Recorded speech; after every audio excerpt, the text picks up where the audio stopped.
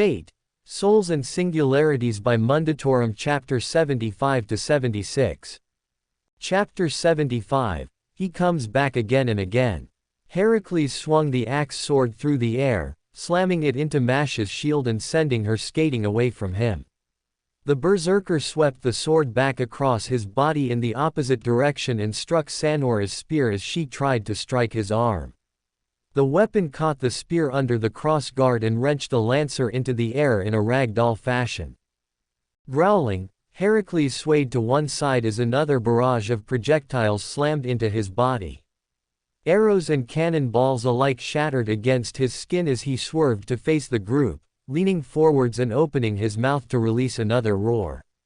Charging forwards, he shattered the ground beneath his feet as he rushed into the middle of the servants in a heartbeat. He slowed directly next to Drake, virtually appearing beside her with his sword raised high. The pirate captain widened her eyes and leaned back as the sword swung towards her body. Heracles' glowing eyes suddenly intensified before he paused mid-strike and redirected his body behind him.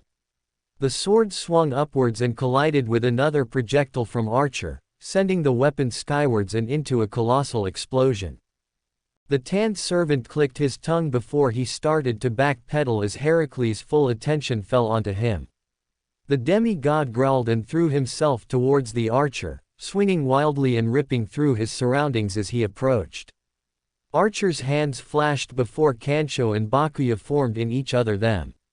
The servant raised them in a cross guard as Heracles swung upwards into the block. Archer was sent skywards from the force of the impact. The servant instantly dissipated the Dao swords and manifested his sleek black bow. The servant loosened several arrows at Heracles as he flew through the air. The attack slammed into Heracles' body in an explosion of blue light and obscured him. The flames dissipated as Heracles charged out of them, already attempting to find his next target. Dozens of golden rays of light sprinkled across the right side of his face. Heracles growled at the attack and snapped his head towards Boudica as she ran adjacent to him with her sword held pointed towards him. The golden beams of light continued to impact across his face, doing nothing but proving an annoyance to the berserker. Heracles raised his sword into the air and clasped it with both hands. He aimed his body towards where Boudica was moving before swinging downwards. The slab sword smashed into the ground with a tremendous explosion of dirt, instantly ripping through the ground as the splitting earth raced towards the rider. Boudica widened her eyes and slid to a halt too late as her feet lost their balance as the ground beneath her split open. She released a grunt as she was thrown forwards into a roll and roughly onto her side. The red-haired rider groaned as she pushed herself back to her feet. Her eyes widened as Heracles virtually appeared in front of her, axe already mid-swing towards her head. Her eyes traced behind the berserker's shoulder as time seemed to slow. Mash was virtually flying at him with her mouth agape in a roar. Heracles, I moved towards the direction of the sound as the shielder's leg continued to race towards the side of his head. The aura covering her body rushed towards the limb until it was positively glowing. Heracles barely managed to turn his face so that he got a good look at the shielder before her kick struck him on the nose. The aura of light exploded outwards and released a blast which knocked both Boudica and Mash away from Heracles while sending him hurtling backwards in a clumsy roll, the axe sword flying violently off course from its original destination along with its wielder. Mash collided with the ground in a rough heap. The girl panted heavily as she scrambled to get up, sending a fleeting glance to the rider to make sure she was all right and allowing a relieved smile to cross her face at seeing Boudica still alive before her expression steeled itself and locked back onto Heracles. The berserker flipped mid-air and landed back onto the ground in a crouch, head snapping up and towards Mash with narrowed eyes. The kick, despite its power, hadn't so much as left a scratch on his skin. Mash gnawed at her lip in frustration. Even with the power Oscar had sacrificed himself to give her, she couldn't hurt the berserker. However, she could at least keep the other servants safe until Ash arrived and they had a chance. Her eyes briefly flickered over to Archer as he repositioned himself. She hadn't been expecting him to be able to take one of Heracles' lives, considering he hadn't mentioned the ability to do so prior, but it was a pleasant surprise all the same. Heracles threw himself towards her as a blur. She raised her shield in preparation as he slammed into its shoulder first, pushing both of them backwards along the ground before she dug her heels in the bottom of the shield in to try and halt their momentum. Heracles continued to push before he slid to a halt and kicked upwards into the rightmost strut of the shield. Mash released a gasp as he jarred it to one side before he swung down across the other and jerked it again. The shielder's expression became slightly strained as Heracles continued to strike at differing parts of the shield in an attempt to find an opening. Mash's eyes flickered down to the berserker's legs and he raised his sword up high and swung down again. The shielder dropped and spun on her heel in a crouch, causing the sword to whiff over her head, while swinging the shield along with her. The base of the armament struck Heracles in the knee and jerked his body slightly. The berserker growled at the attack as he already made to reposition himself before a pair of arms locked around his shoulder and threw him away from her and into the air. Havel basked in the rays of the sun as he stared skyward at the berserker. Heracles flipped through the air before crashing back into the ground in a controlled landing. Havel exhaled heavily as he turned his whole body towards Heracles, rolling his shoulders and walking towards the berserker. Heracles rose to his standing height and glared back before tensing his body. Reaching around his back, Havel manifested his stone shield and held it out in front of him in preparation for any attack. Heracles stared at him before rushing forwards at the same time Havel moved, his hands clasped around the handle of the shield before he swung it forwards like a battering ram. Heracles slashed downwards with the two attacks slamming into each other with an earth-splitting crash. Havel and Heracles struggled against each other for a few moments before Heracles rested his other hand on his axe sword and pushed downwards with it. Havel's legs buckled under the renewed assault before a fresh barrage of attacks collided with the berserker's back. Heracles grunted at the force behind the attacks as Havel pushed the shield to the ship, parrying Heracles' slab sword before swinging the shield back across and striking the berserker across the side of his face. Stumbling with the blow, Heracles was left dazed as another dozen arrows of white light fell from the sky and slammed into the back of his body before Havel uppercut him with the edge of his shield again. The servants looked skywards as Artemis descended downwards, her bow already glowing as she prepared another arrow. "This is getting very silly now, brother," Artemis called out to him with a slightly irritated tone. "What is Zeus going to think if he sees you acting like this?" Heracles' response was to thrust his hand into the ground and rip out a mound of hardened rock before throwing it skywards towards the goddess.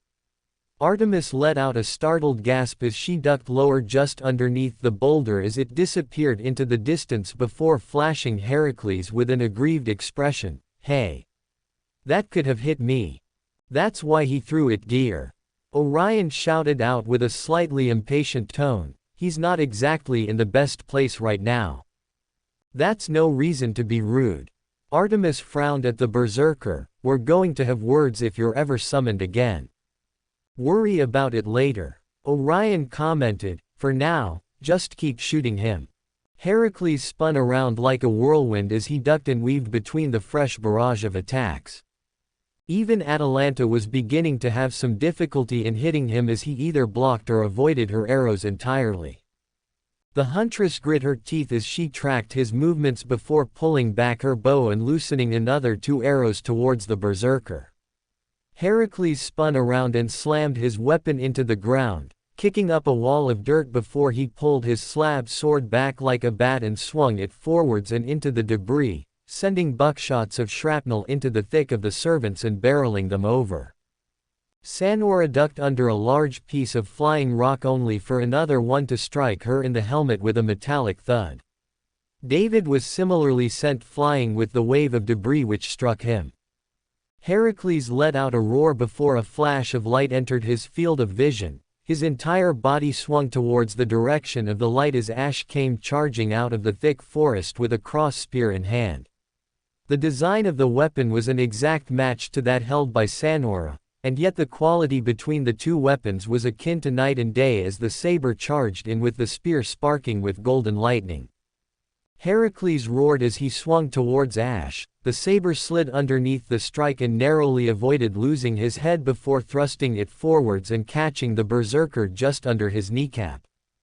Heracles grunted as the tip of the spear cut through his reddened skin as Ash sped by, then halted his momentum with the butt of the weapon and spinning around to face Heracles as he turned to face Ash. The saber thrust the spear upwards just underneath Heracles' ribs and buried the spear to the cross guard in his torso. Heracles showed no reaction to being stabbed as he prepared himself to swing towards the saber. Ash twisted the spear and channeled magical energy through it. The wound glowed a brilliant golden light before he shouted out as loud as he could, "Fulgur Percutians." Heracles' body was shunted upwards as a beam of pure golden light shot through his body and erupted out the back of it, burning a hole through him and causing his arm to fall limply at his side.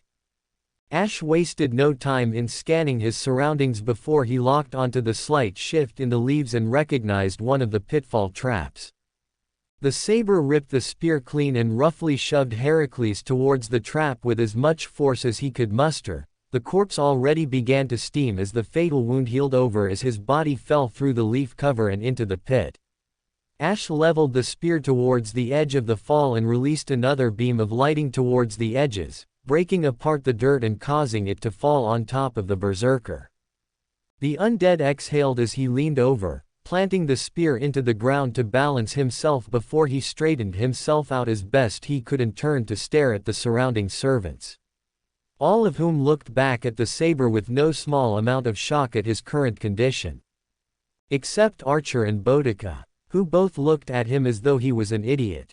"You didn't think to have the master treat your wounds before you rushed over here?" Archer scowled at him as his eyes fell back on the pitfall trap. "You're a liability more than a boon at the moment. I was under the impression you were in need of help." Ash grunted, his right eye still welded closed as he placed the cross spear into his bottomless box and withdrew Galvatine, and rushed over as fast as I could. "Looking like that." Boudica gestured to him with a frown. "Is that a hole in your gut?" Ash winced. "It really is." He suddenly paused and hunched over. Boudica leveled him with an unimpressed glare before her eyes widened in shock as his skin started to crack like a porcelain doll. Golden ichor leaked out of the wound and splashed onto the ground as the saber groaned. "What the?" Boudica recoiled and stared at him again. "What is that?" Ash frowned. "Unimportant," he answered back, rising back to his feet and ignoring the pain in his body. "Right now, we need to worry about dealing with her." The ground exploded behind him. Ash shifted his body to face the berserker as he erupted from the grave in a shower of debris with a deep howl of rage as his glowing eyes locked onto Ash.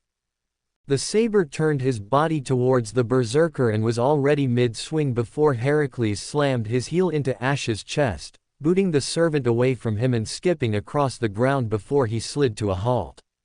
Heracles roared again before charging forwards, Ash only just managing to raise his head as the berserker blurred across the field and ignored every other servant except for him.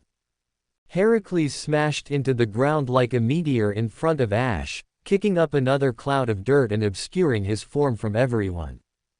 Ash's eyes narrowed at the cloud before Heracles. Palm suddenly filled his vision as the hand shot out and wrapped itself around his head and lifted him clean off his feet and into the air. Heracles roared as his legs kicked off the ground and sent them both skywards. The entire attack lasted barely a few seconds as the servants realized what had occurred, the forms of Ash and Heracles having already become distant as the pair soared through the sky before they were sent crashing downwards. Heracles slammed Ash into the ground with a titanic crash, releasing an explosion of soil before flinging his body away from himself.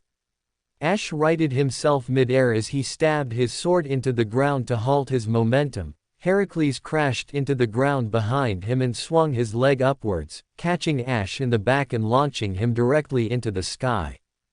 Ash span through the air as Heracles again shot upwards and above the unkindled, already preparing to axe-kick the saber downwards. Ash's eyes locked onto Heracles and glowed a brilliant gold as he allowed the magical energy to flood through him.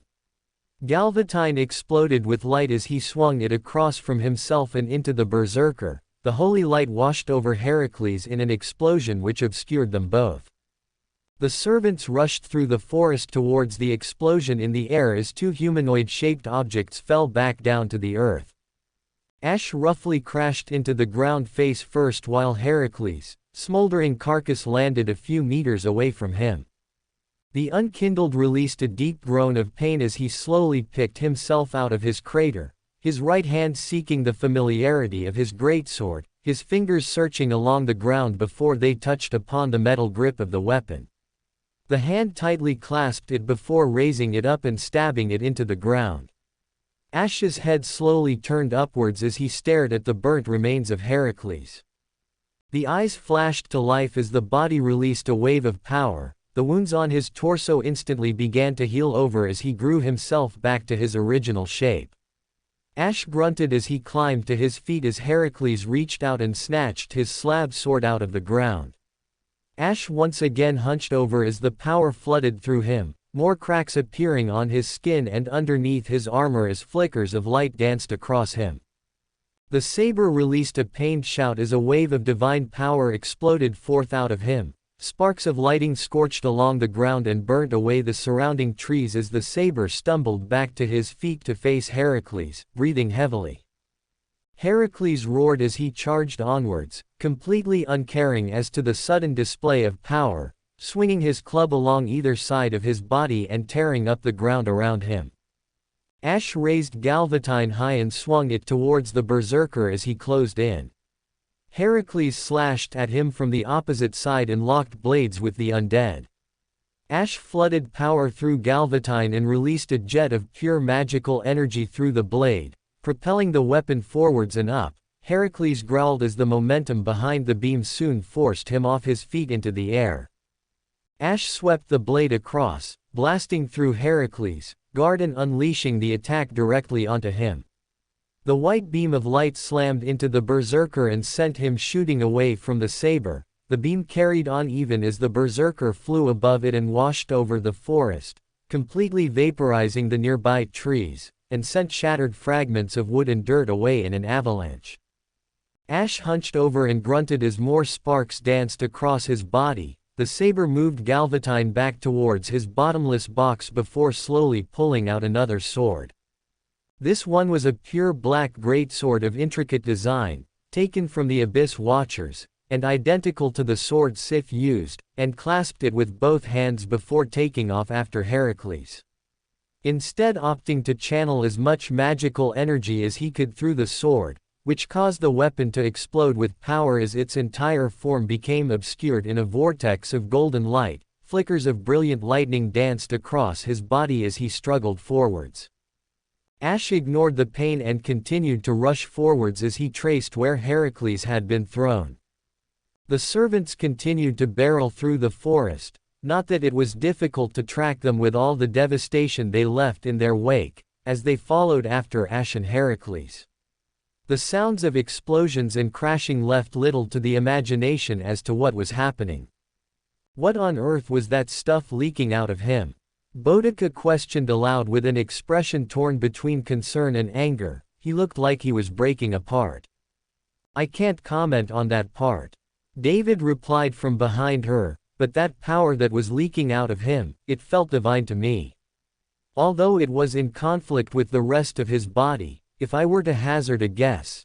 The archer's expression was unusually serious as he rushed onwards. Whatever he's done, it isn't good. Likely something foolish. Archer grunted as he moved alongside them. The servants burst through the tree line and into the clearing directly under where Ash and Heracles had exploded. The entire area looked as though a natural disaster had struck it. Trees had been shattered or burnt away with the ground itself ripped to shreds. Archer's eyes swept across the field before his ears picked up on the distant roar of Heracles. His head snapped in the direction of the sound before he turned his body towards it and took off. I'll ask Senpei.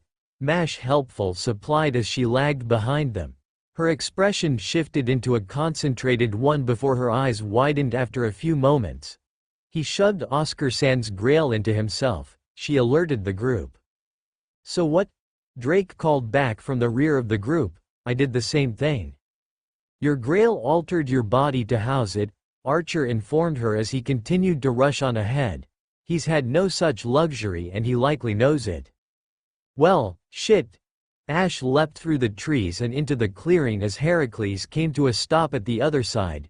The berserker released a deep roar before charging to the side, swinging his sword through the nearby trees and splitting them in half at the root.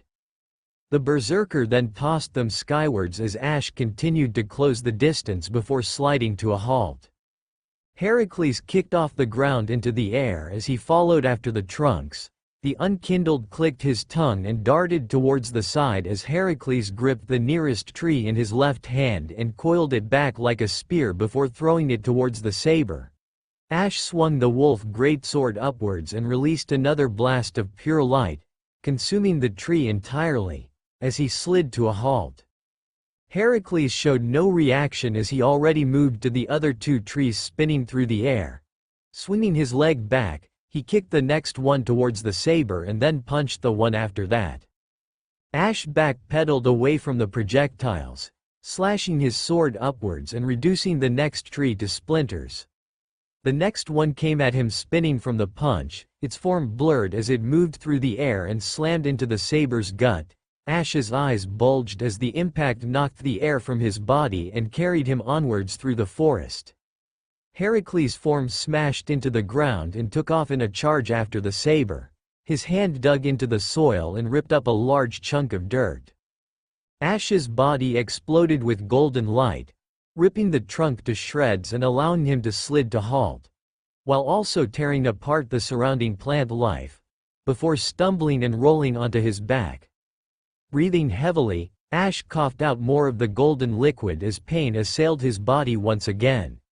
He was under no illusions about what was occurring, considering he had seen something like this occur firsthand with someone else. That being Gale at the end of the world as the dark soul mutated his body. He raised his head towards the thumping sprint of Heracles as his footsteps shook the earth. Ash scrambled to his feet and coiled his sword back as he awaited Heracles' arrival. The greatsword surged with power until it looked as though Ash was holding a roaring jet of golden light in the shape of a sword as his form slowly glowed once again. Heracles emerged from the treeline in a blur, holding a boulder in one hand as if it weighed little more than an apple. The berserker pivoted his body and then hurled it towards Ash in a pitcher's throw. Ash swung his glowing weapon into the boulder. The impact released a blinding light followed by a thunderous crash. The demigod strained his eyes as the light dissipated. A shadow moved amongst the light as his eyes locked onto them. Ash charged out and swung his sword towards Heracles. The berserker slashed downwards and slammed his weapon into the saber.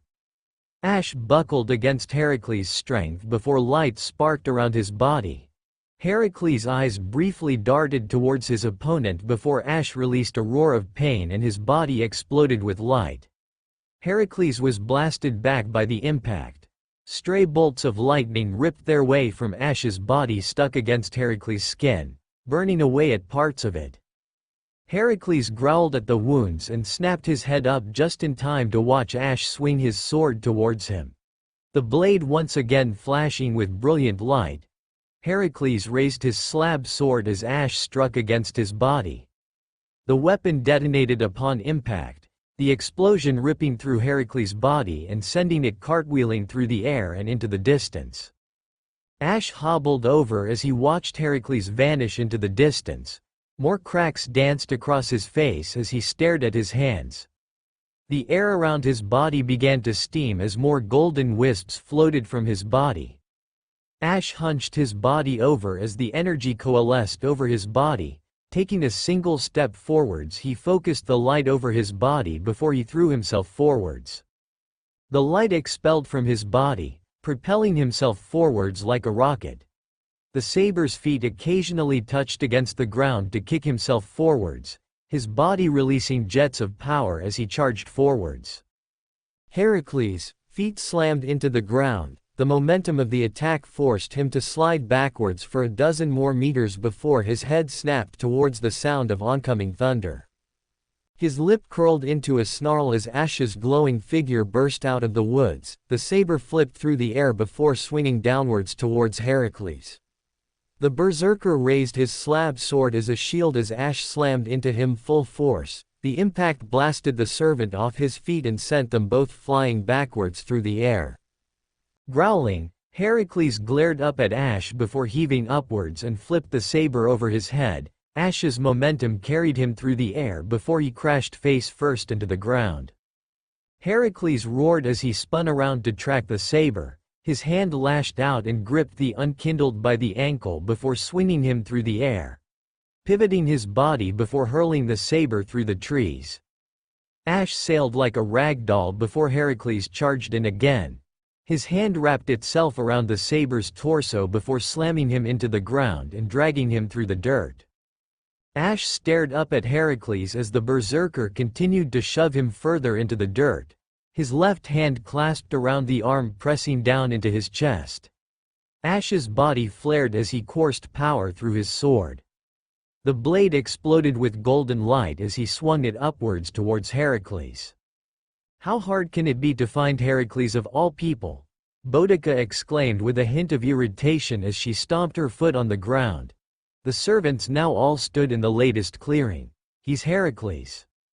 He could be very sneaky." David offered his way of an excuse before he similarly frowned as he looked around, "But still, I didn't think he could be that."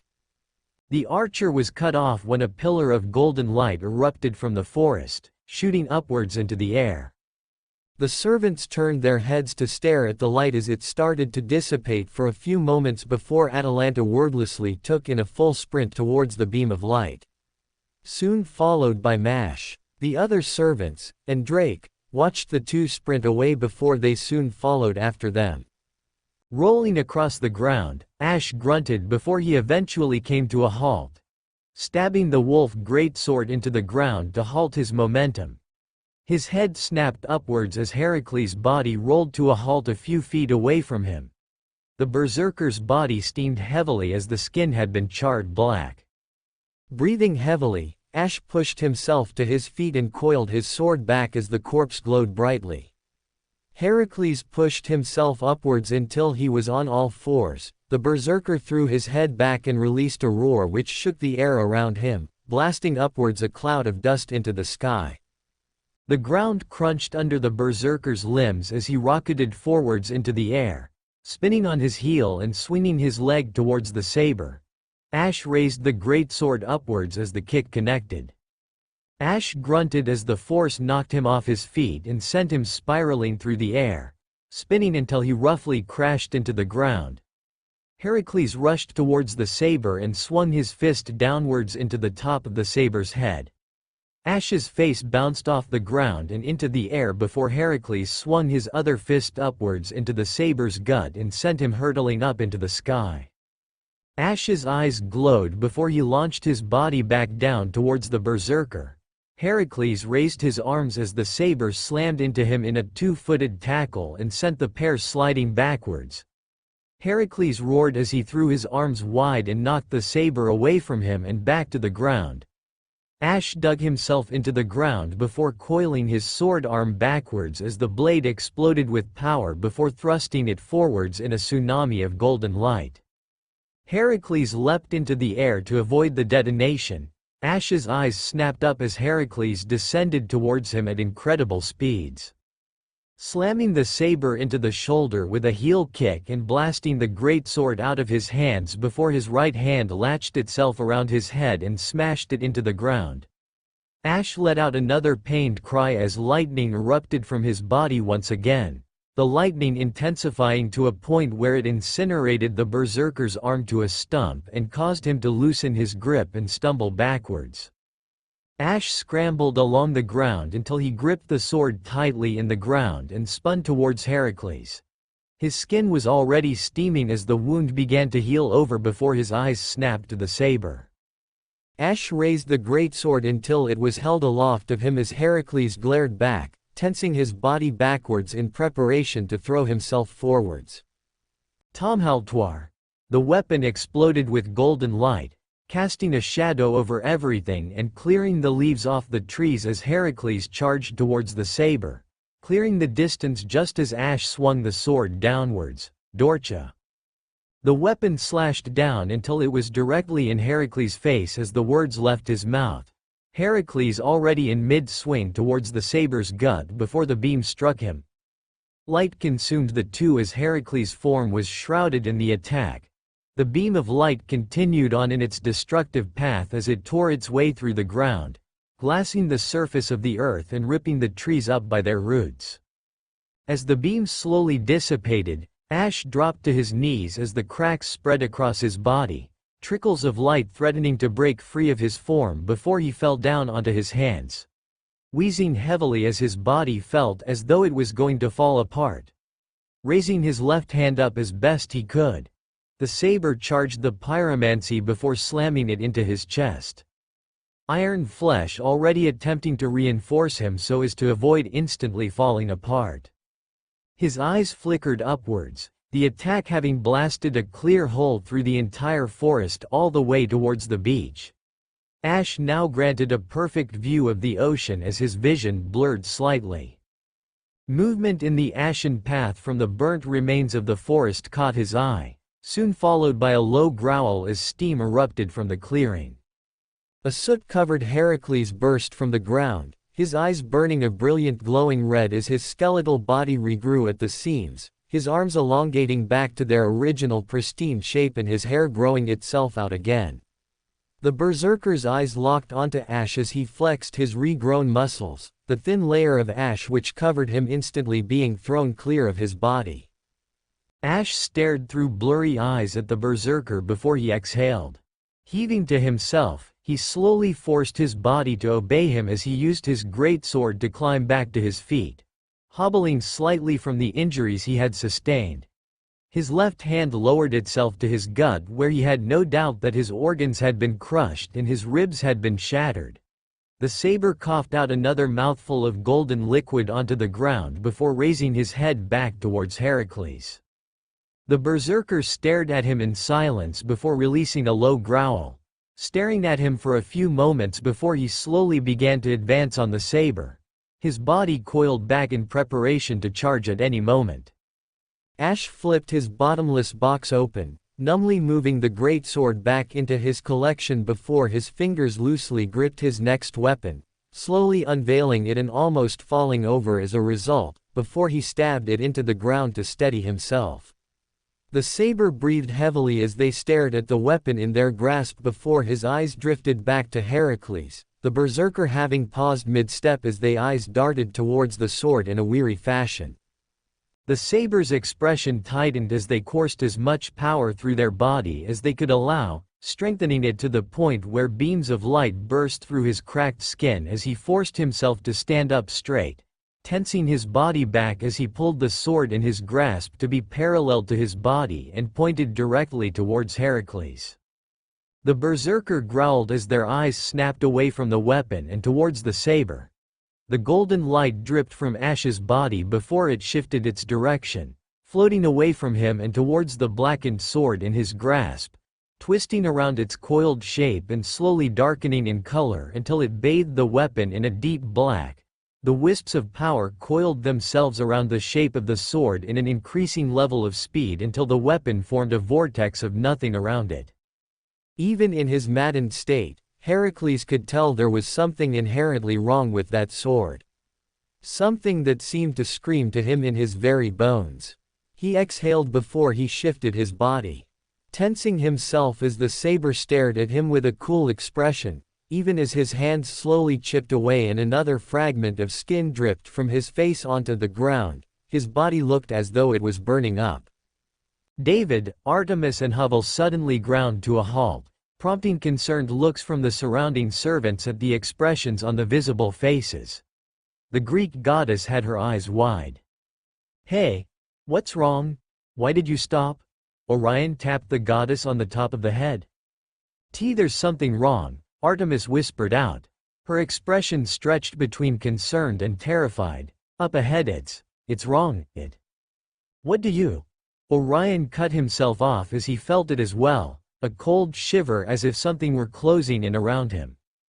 The fuck? The bear whispered under his breath, feeling the sudden urge to check his surroundings. David reached up and scratched the side of his neck with an uncomfortable expression. Does anyone else feel that? Feel what? Boudica stared at him in concern, the archer gnawing at his bottom lip. What is it? It's like there's something crawling around on me.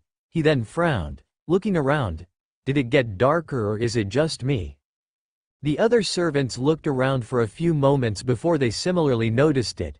The light was gradually fading from their surroundings. Without even a cloud in the sky and with the sun still shining above them, there was a sense of cold dread as it slowly began to darken. Another noble phantasm from the saber? Archer frowned in thought, then looked towards the direction. We should turn back, he announced. And leave him alone? Atalanta stared at him aghast. Against Hera? Whatever he's doing is having an adverse effect of divine spirits or those with divinity. Archer quickly explained as he slowly began to back away, not to mention what effect it could have on us considering what is happening to the environment. We should leave quickly before we get caught in it too. Run, Havel whispered out. The servants stared at him in naked surprise before the berserker turned on his heel. Run, he shouted out at the top of his lungs, sounding genuinely terrified as he rushed off in the opposite direction to the saber. What about Ash-san? Mash exclaimed in shock. Kid. Drake placed a hand on her shoulder and slowly began to push her away. Something tells me he can take care of himself. Now move, kid. She pushed the shielder forwards as she rushed away herself. Ritsuka slowed to a halt as he felt a chill in the air, then slowly looked upwards. When did it get so dark? He questioned out loud. Euryale in his arms froze at the alien sense of dread she felt encircling around her, as if the encroaching darkness was somehow targeting her. Ritsuka winced as she suddenly tightened her grip around him unconsciously. Fuge. Ma. Kun. The communicator crackled as the master looked down as far as he could towards his wrist. Ray. Off. Scowl. Ed. Evacu. Ritsuka stared at the wrist for a few moments before he picked up the pace. It didn't take a genius for him to infer what Romani meant with the message. Right now, all he could think about was running away as fast as he could from whatever was happening behind him. Because if it was enough to make Euryale go silent, then it was certainly bad news for him and anyone else. He hoped that everyone else was at least alright. Guys, he sent a message through the link. What is happening? Ash-san might be using a noble phantasm. Mash replied, her voice sounding strained. We can't tell because we're retreating though. It has David-san, Artemis-san and Havel-san scared and we don't know how it will affect them. Alright. Ritsuka replied back with a grim voice. It has Euryale freaked out as well. I've been trying to contact Ash, but I'm getting nothing from him. We've been seeing signs of his battle with Heracles. It might still be going on. I hope so. I don't know if he can do it all himself. The nothing span around the blade. The emptiness of the energy was akin to the removal of something from the area. The black energy had long since reached its climax as it continued to spin around the sword in Ash's grip. The saber breathed in and out heavily before he opened his eyes. The words passed easily through his lips before the sword exploded with power. The surrounding light disappeared instantly. Heracles' eyes darted around as it seemed everything aside from himself and the saber vanished. The two remained alone in a black void which had Heracles concerned. The entire field around them felt nothing but hostile to him, or his blood. His divine essence was screaming out at him and flashing nothing but warnings against him. He knew he was in his final life now. That sword from before had taken all but one. But it didn't matter. As long as he could still move, then he could still fight. In which case, he could still win. No matter the odds against him, he would struggle against them as if this were another labor for him to complete. Heracles threw his head back and released his loudest roar possible, the sound echoing throughout the voice for a seeming eternity, before he kicked off the ground and charged towards the saber at top speed. Ash remained stone-faced as Heracles rushed towards him before he opened his mouth again, releasing the true name of his noble phantasm and thrusting it towards the berserker. Space ripped itself around them as the point of the sword made contact with Heracles' chest. The void of blackness rushed across the surface of the blade into a deep beam of power which instantly covered Heracles in its rays. The servants halted as the darkness began to recede away from them. The creeping feeling that Artemis had felt closing in around her faded just as quickly as it had arrived. The goddess let out a sigh of relief as the alien feeling vanished without a trace. David and Havel seemed similarly relieved that the hostile weight had been lifted from their shoulders. Archer turned his head back towards the direction of Heracles and narrowed his eyes.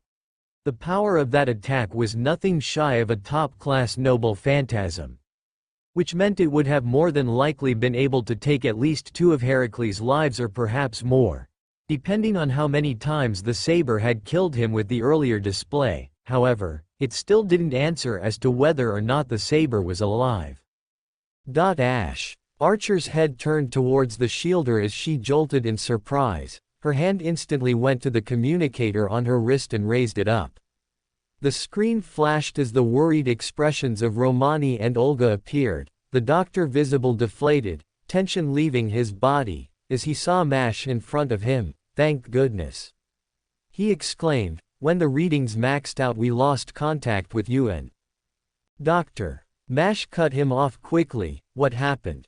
Romani's expression tightened once again. "Well, Ash's readings were consistent with that of repeated uses of high magical energy.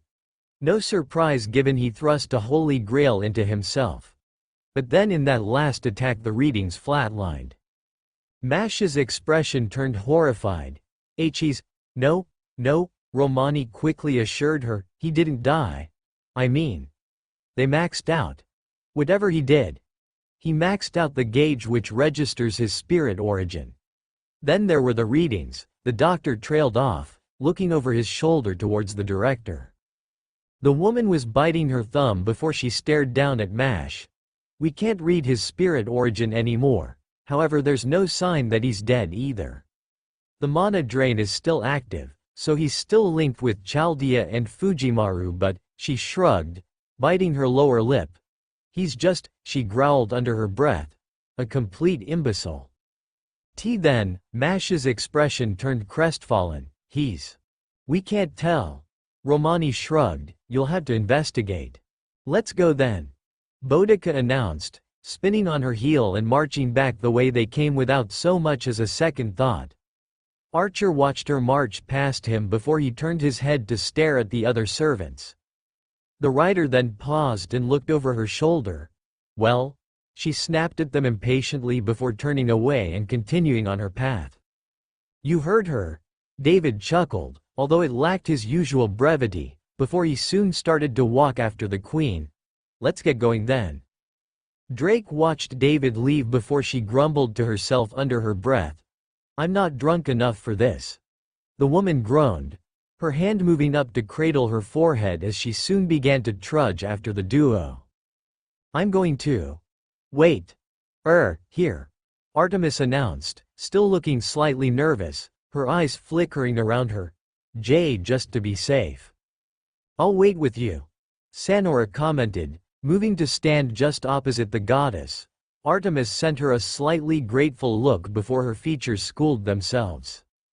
Havel remained silent for a few moments before he wordlessly began to walk in the same direction as the others, the group flocking together in a huddle following after the rider as they slowly moved through the forest.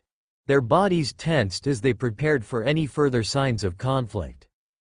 Archer's expression remained cool as he noticed something. "It's too quiet," he pointed out, eyes shifting left and right as he manifested his twin swords in either hand. Much too quiet. Maybe Heracles was defeated, Mash suggested with a hopeful tinge in her voice. Archer grunted in response but didn't reply. David remained silent before he looked over his shoulder at the shielder. It is certainly possible, he admitted with a reassuring smile. I imagine we would have heard from our opposing berserker if that weren't the case by now. It seems our intrepid saber was able to defeat Heracles. My concern is his stupidity. Boudica commented with a deep scowl on her face as she stomped through the forest. What manner of fool thrusts a grail in his chest without considering the consequences? Drake blinked and stared at the back of the rider. We already know what you're like, Drake. Boudica snapped, clearly the same manner of fool as you. Guess I'm rubbing off on him then. The pirate announced with a smug expression, placing her hands on her hips and strutting forwards. Get him out of that stuck-up attitude of his piece by piece. Unless it has gotten him killed. Atalanta remarked with a similar tone of irritation. The feline archer looked over her shoulder and glared at the pirate. In which case, your act of rubbing off on him has backfired horribly and cut his second life short. Drake's smug expression vanished into a blank one as she looked down. David slowed himself until he was walking side by side with Archer and Havel before he whispered to the pair of them, you know. I have a feeling it might have been better if our saber actually died in the fight with Heracles. He pointedly looked at the two angered women at the head of their huddle, considering. Despite himself, Archer couldn't help a snort at the insinuation. Most likely. He replied with a wry smile before staring down at the archer out of the corner of his eye. Still, if he is going to act the fool, then he should expect some measure of repercussions for his actions. Havel remained silent as he continued to walk forwards alongside the other two.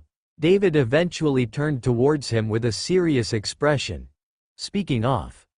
You were quite quick to recommend a retreat. Was there something about that ill feeling that had you on edge? The bishop's helmet turned towards the king before it shifted away from him for a few moments before he answered. Wrong. Artorias.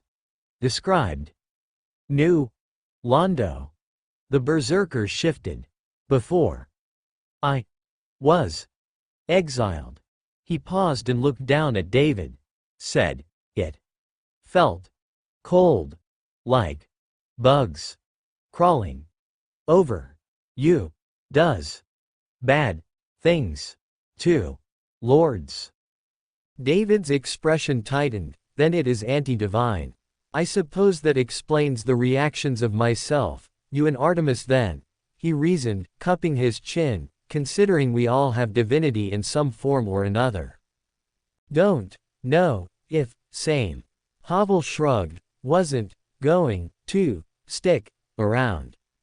Wise move. Archer nodded his head, but if it is anti-divine, then it would appear that Heracles would have been on the receiving end of it.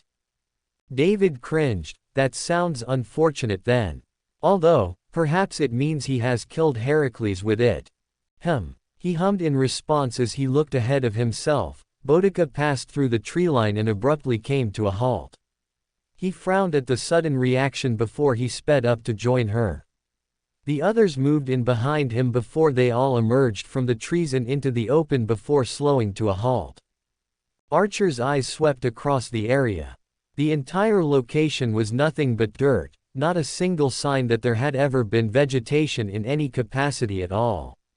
The area had been stripped of any sign of life and left only a patch of dirt around 15 meters in diameter. Archer frowned at the damage, or lack thereof, considering there was no trace of any other signs of destruction save the missing plants, before his eyes eventually landed on the figure standing in the center of the area. Ash's form stood upright. The saber was entirely unarmed as he wavered on his feet while occasionally sparking out another burst of lighting which jolted his body.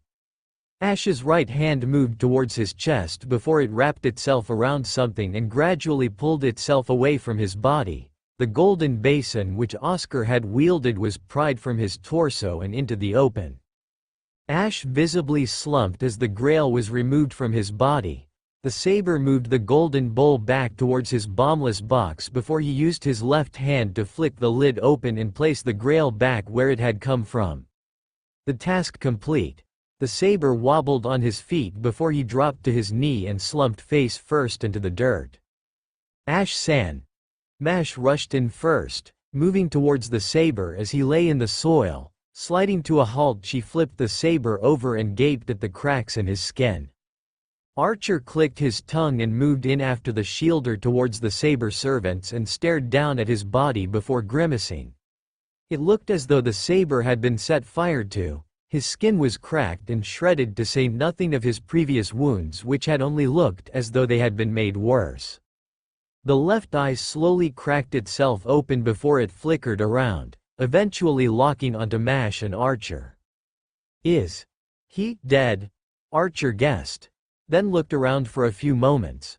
When he saw no further sign of Heracles, or even sensed him, he looked back down at the saber and nodded. Yes. Heracles appears to have been dealt with. Good. Ash nodded, then groaned as he attempted to force himself back to his feet only to slump back down onto his back. I cannot feel anything right now, he mutely said from his spot on the ground. And whose fault is that?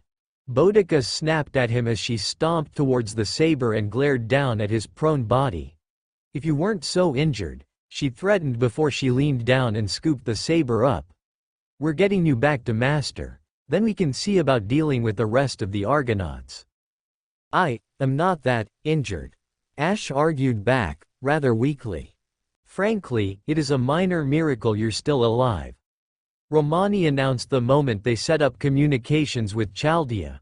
The doctor stared at Ash as they had him slumped against a tree, with the repeated use of, whatever you did, I'd say something akin to a mana burst. You almost ripped your body apart. He turned in his chair and pointed to the monitors.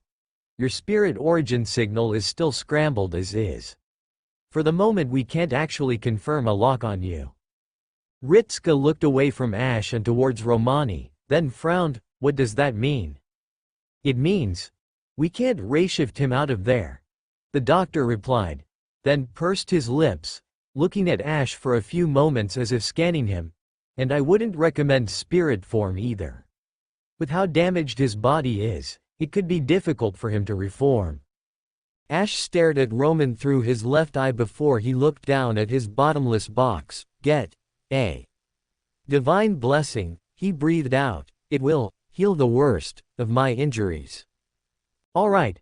Boudica unclipped the bottomless box from the unkindled's belt and flipped the lid open before she stared into the empty void. How does this work? Think of what you want, Ash explained slowly, and it will emerge. Boudica nodded at the instructions before she lifted her hand over the box and closed her eyes in concentration. After a few moments, a decorated glass bottle with golden ornaments manifested itself in her hands. The writer stared at the bottle before turning to Ash and crouching down at his side. She uncorked the lid of the bottle and gently rested it against the saber's lips before inclining his head back and allowing him to drink from the bottle. Ash swallowed the clear liquid before his body glowed for a few moments. The cracks around his skin slowly restored themselves until his body was in pristine condition, or looked the part, and his right eye snapped open. Ash grimaced as he pushed himself to his feet, staggering for a few moments until David reached out and steadied him. How are you feeling? The king asked. Ash frowned for a few moments before he rolled his shoulder. Sore, he admitted, taking the empty bottle from Boudica's hand and placing it back in the bottomless box. Pain still assails me. It doesn't surprise me, Romani commented. From the looks of things, the Grail was doing some serious damage to your spirit core. From these readings I'd say you still aren't 100% yet. Ash nodded his head in agreement. Yes. I can similarly feel as though I am still injured in some capacity, he admitted, resting his hand over his chest. It still burns somewhat. You should take it easy for the rest of the Singularity. Romani replied, "You burnt through a good deal of your magical energy. Even with the Grail supplying you, that last attack almost drained your reserves faster than the Grail could resupply them. What was that anyway?" "Another weapon of mine," Ash explained with a grimace, "although I would not have used it had the situation not called for it." He paused. "In truth, I had never wielded it before today." "Well, Heracles has been defeated, so good job everyone." "Yes," Olga remarked from behind him, "good job. Ash, are you recovered enough to be able to move?" Ash nodded his head. "Good. Boudica?" "Yes." The writer looked at the director with a raised eyebrow. "Punch him." "All right. Wait, wah." Ash turned to the writer just in time for the woman to slam her fist directly into his face, snapping his head backwards and bouncing off the tree. Ash stumbled forwards and clasped his nose.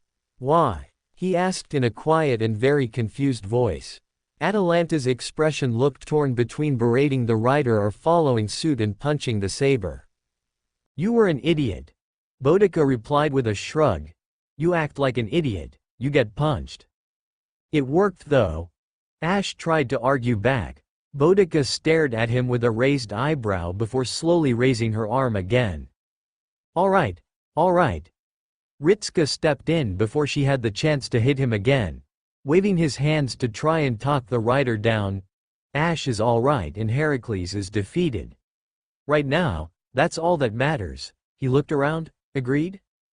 Boudica slowly nodded his head before Ritska turned around. "But we are going to talk about that Grail incident because that was stupid and reckless, and I am tempted to let her punch you again," he replied to the saber. Ash frowned at him. "I don't see the issue." Ritska stared. "Aside from the fact you could have died?" Ash remained silent before he opened his mouth.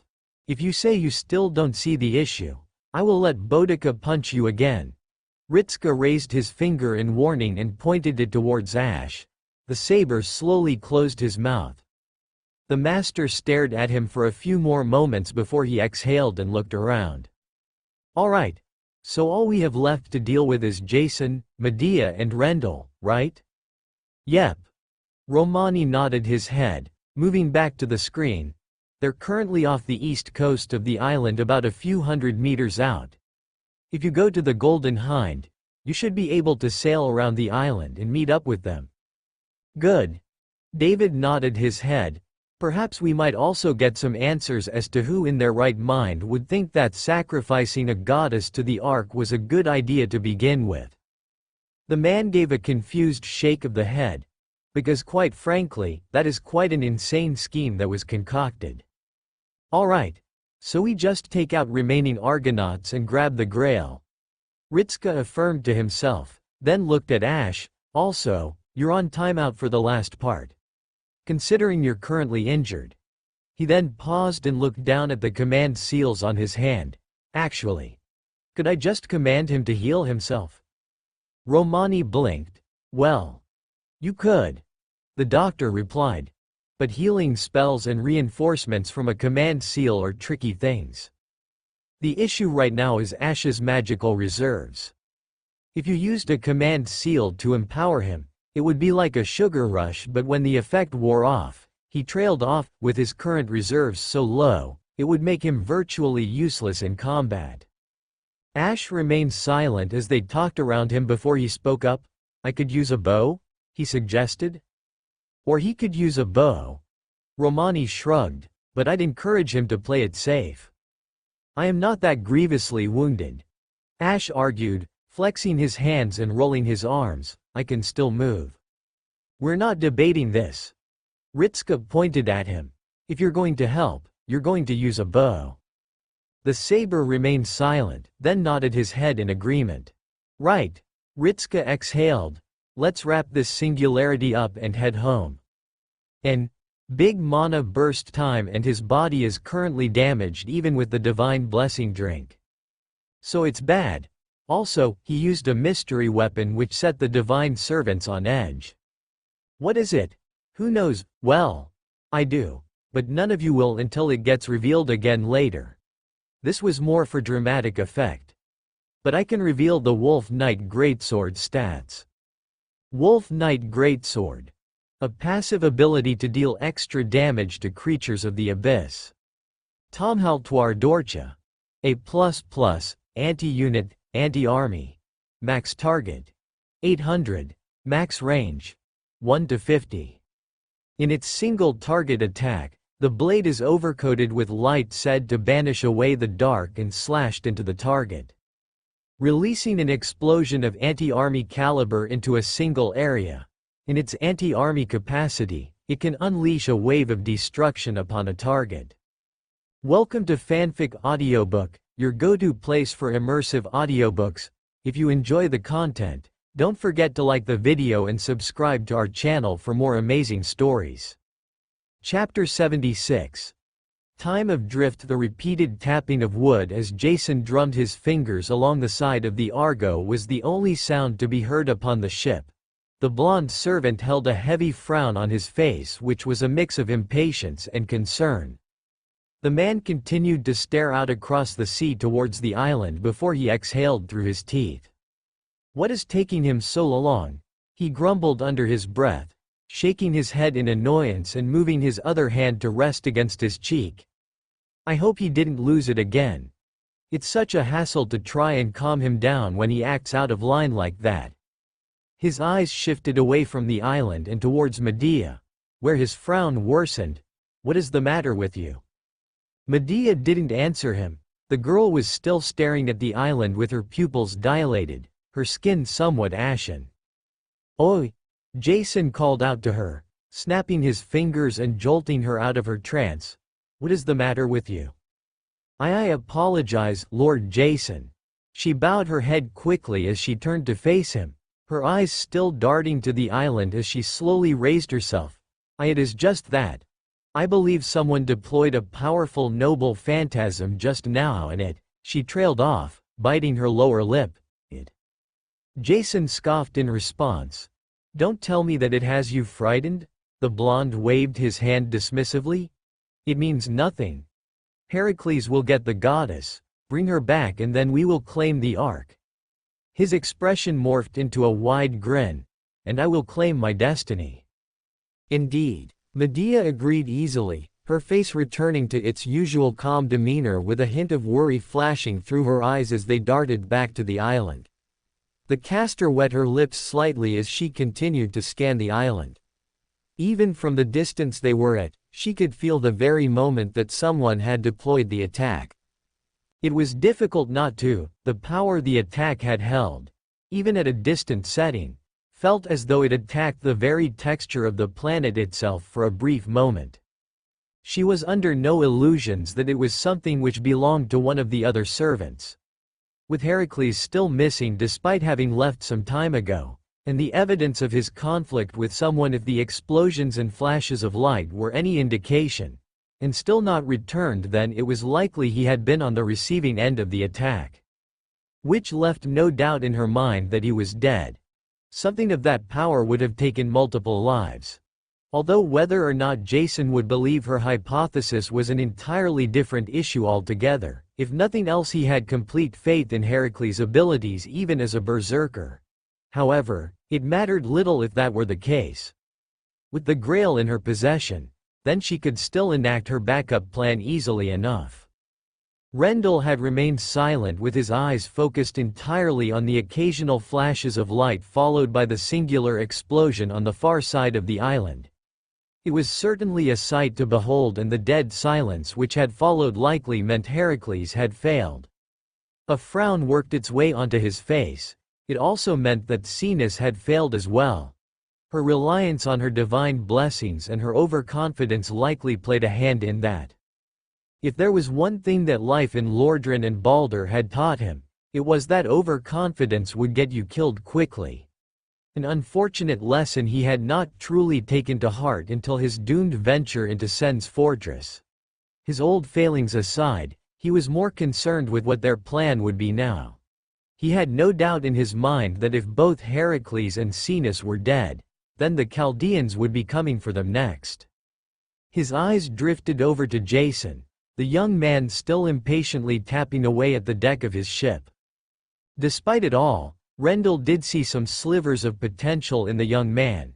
He was insulting, overconfident and oftentimes incompetent. But he had potential. If only barely. His complete and unwavering faith in his friend was something to be commended at the very least. Loyalty such as that did not come easily, and it was clear that this man cherished Heracles even so much as to declare him a greater hero than himself. He was at least slightly humble at any rate. Although he doubted it would matter much for long. Depending on how injured the Chaldeans were, it was possible he could fight off some of them for a period of time. But if they rested and recuperated, then he wouldn't be able to face them all alone. If they waited any longer, then the moment Jason realized Heracles might be dead, if he was dead, then he would have Medea summon him once again. The Chaldeans would press the advantage while they still had it with whatever forces they had at their disposal. A weary sigh left his mouth as he pushed himself to his feet, cracking his neck and moving his hand to the pommel of his sword. "Jason," he called out to the blond man who showed no sign of responding to him. Nevertheless he continued on, "Enough time has passed that we should consider the possibility that Heracles is." The drumming stopped. Jason's head mechanically turned towards Rendell with a blank expression, save the burning anger in his eyes. "Don't," he warned as he glared at the undead. "Heracles is running late, nothing more." Rendell slowly nodded his head. "Even if he is, I would suggest that we make ready for the possibility that—" "There is no possibility," Jason snarled. "He's Heracles. The greatest hero in all of Greece, no, the world. He wouldn't be defeated by some ragtag bunch of no-names and one airheaded goddess." He scoffed and looked away. "I wouldn't expect you to understand anything. He will come back, so there is no point in debating that he's gone." Rendell closed his eyes and gave a weary sigh, shaking his head and turning himself towards Medea and slowly paced over to her before leaning down to the young girl and whispering to her, "I would advise you make preparations in the event the worst has come to pass and Heracles and Cenis are dead." Medea gave him a reassuring smile. "Worry not, Lord Rendell." She raised her dainty hand and placed it on his shoulder. "I have already made preparations.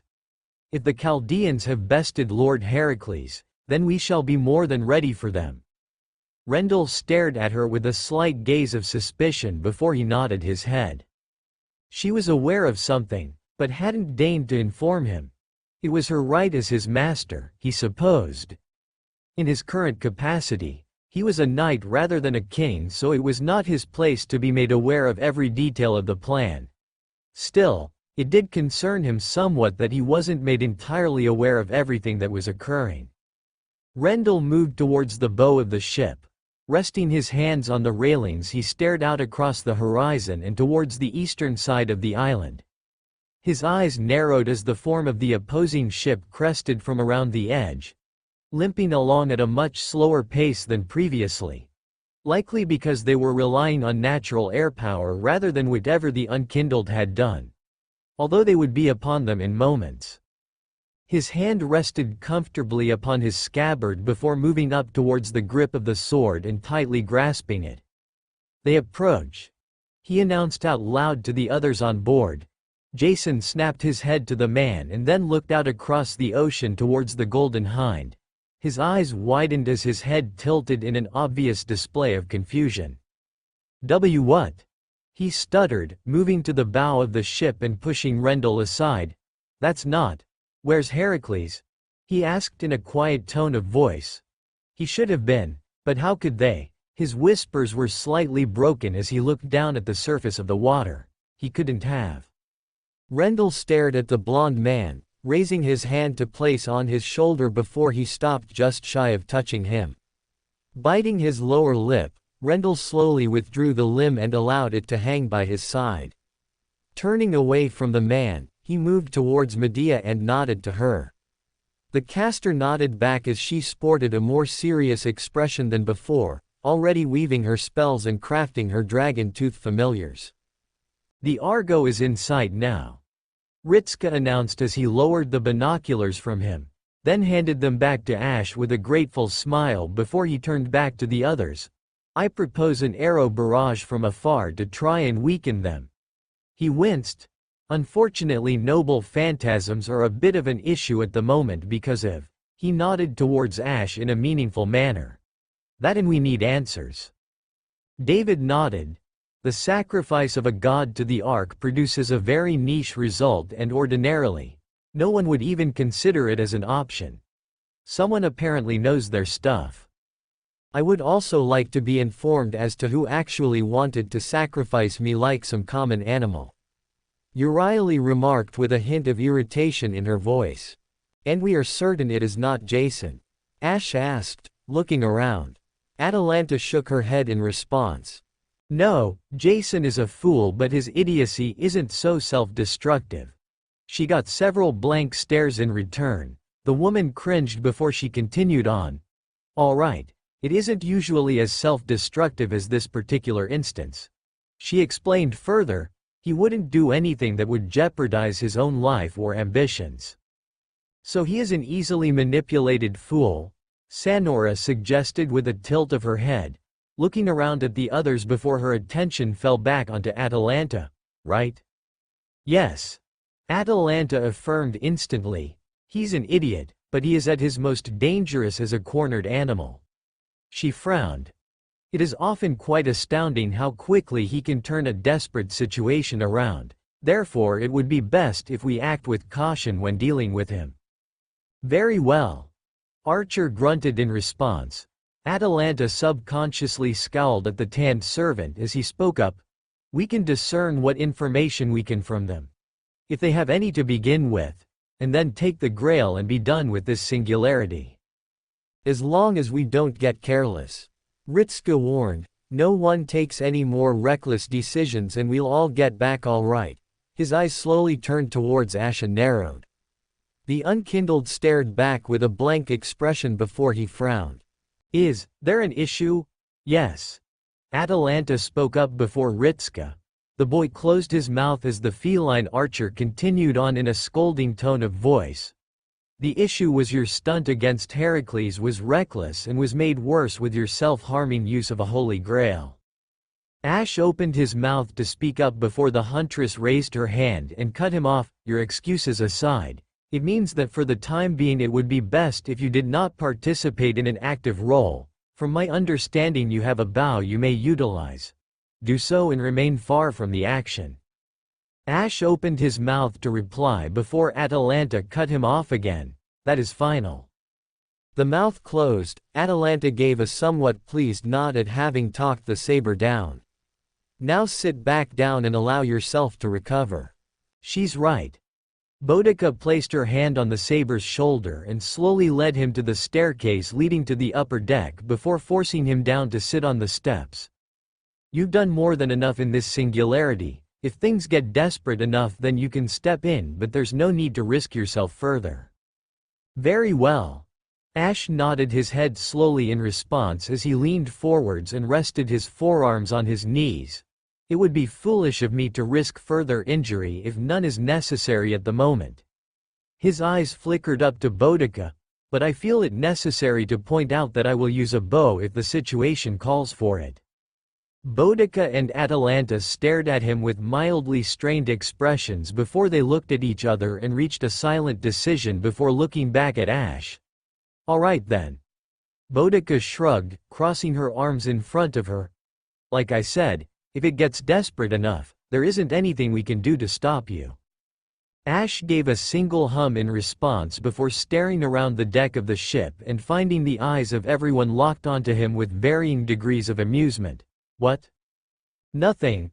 Ritska replied much faster than the unkindled thought possible.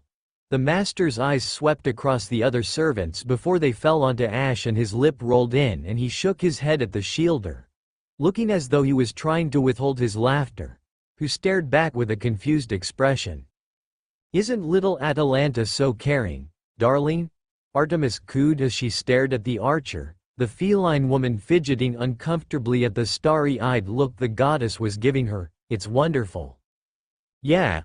Orion nodded his head. Makes me a little jealous. He winced as the goddess pinched him. Really? The saber remained silent for a few moments before an epiphany seemed to strike him and he looked up towards David. Was there something strange about that conversation? He whispered to the archer. The man stared back with a blank expression for a few moments before he shook his head. No, didn't see any problems with it at all. He smiled. In fact, to be worried over by such lovely women makes me quite jealous. Someone make sure to watch David until Ash comes back.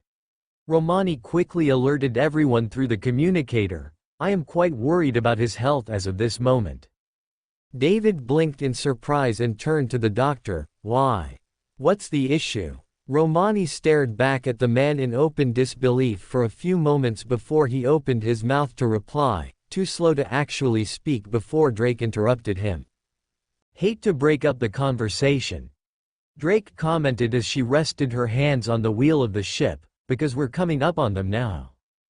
Ritska looked over his shoulder towards the Argo, the ship now within 200 meters of them and closing. The master breathed in heavily as he moved towards the side of the ship and stared out across the ocean to the opposing vessel. If he squinted his eyes, he could see the blonde mop of hair belonging to Jason and the dark hair of Rendell. The Greek man paced across the deck until he was leaning over the railings of the ship and virtually glaring at the Golden Hind. Ritska remained as composed as he could at being the target of the rather potent glare. How are you here? Jason shouted out across the water at them. Where's Heracles? He's dead, Jason. Atalanta called back. The blonde's eyes snapped onto her and widened before they narrowed in anger. Don't continue this stupid stunt of yours any further, we both know it's over for you. You? Jason seethed at the huntress. You traitorous little. The man growled. Why couldn't you just vanish like the useless little? He let out a gasp and ducked down low to avoid the arrow of light loosened at his head, flying just above him as he dropped to the ground. Rendell watched the arrow soar over the ship and then splash into the ocean in the far distance before returning his attention to the Golden Hind. The eyes of everyone, including Atalanta, fell upon Artemis as she glared at Jason, then blinked in surprise as she seemingly realized she had her bow raised and glowing from firing an arrow. The goddess released a slight giggle before nervously looking around. Sorry. He said some hurtful things about Atalanta and I just got a little angry. She waved her hand around anxiously. Don't mind me, just, go back to whatever you were doing. Sorry again. Jason's head slowly crested over the railings of the ship, his eyes quickly sweeping across the Golden Hind before he climbed back to his feet while still holding a somewhat shaky expression which quickly gave way to frustration. His eyes fell onto Ritska before pointing at him. I see how it is. You're too jumped up on some power trip after you lucked your way through beating Heracles that you think you can now just command a goddess to kill me on the spot. Ritska did a double take. Wait, what? The master stared back in disbelief. Hang on a second. So you can try and kill me again. He snarled back. Every single time I attempt to forge my own destiny and take what I deserve, I'm constantly assailed by scum like yourself. He stamped his foot on the ground. All of you. Every single one of you. You can't just let me claim my right as king. I don't see how you could achieve that if you sacrificed a goddess to the Ark. David shouted back across. That would have the exact opposite effect than whatever it is that you're attempting. What? Jason stared at him with a frown. What do you mean? That is the legend. You sacrifice a goddess to the Ark and that grants you lordship of the ocean. David blinked. What told you something as foolish as that? Whoever they are tragically misinformed. Indeed. Atalanta shouted out in support. Jason, you will kill everyone if you attempt something so stupid. Even Heracles, mad as he was, attempted to kill Euryale to put a halt to this madness. Of course not. Jason scoffed. Heracles was just becoming difficult. All he needed to do was obey my commands. As a berserker he was a little rough, not that I would expect you to understand. Every instant in which he attempted to kidnap Lady Euryale, He was clearly attempting to kill her. Sanora pointed out, surely that concerns your plans? Heracles was difficult. Jason argued, it means nothing.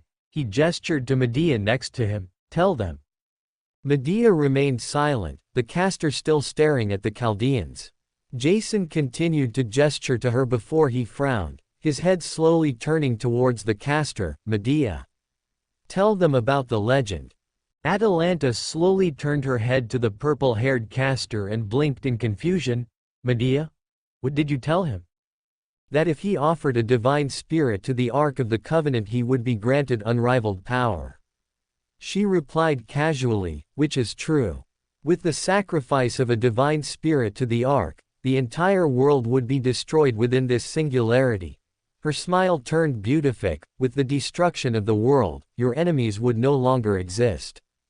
In effect, you would become unrivaled.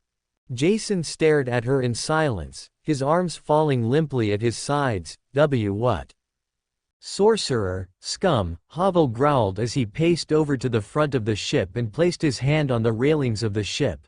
His fingers dug into the wood and started to splinter it as his helmet glared at Medea. The young woman avoided looking at him with her attention still on Jason. Medea, you. Jason's eyes were glued onto her before they narrowed. You lied to me? The caster put on a slightly hurt expression. I did not lie, Lord Jason. I spoke the truth from a certain point of view. A certain point of view? Atalanta growled out. The archer stomped towards the front of the ship until she stood next to Havel. Medea, you. She snapped her mouth shut and glared at the caster with a somewhat broken look in her eyes. Why?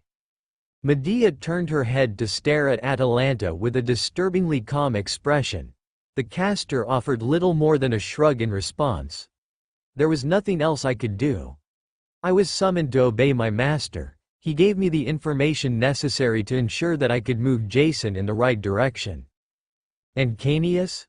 Atalanta scowled, then pointed over at Rendell. And him? Were they aware of this? Medea looked to Rendell and shook her head. Until this moment, he was not.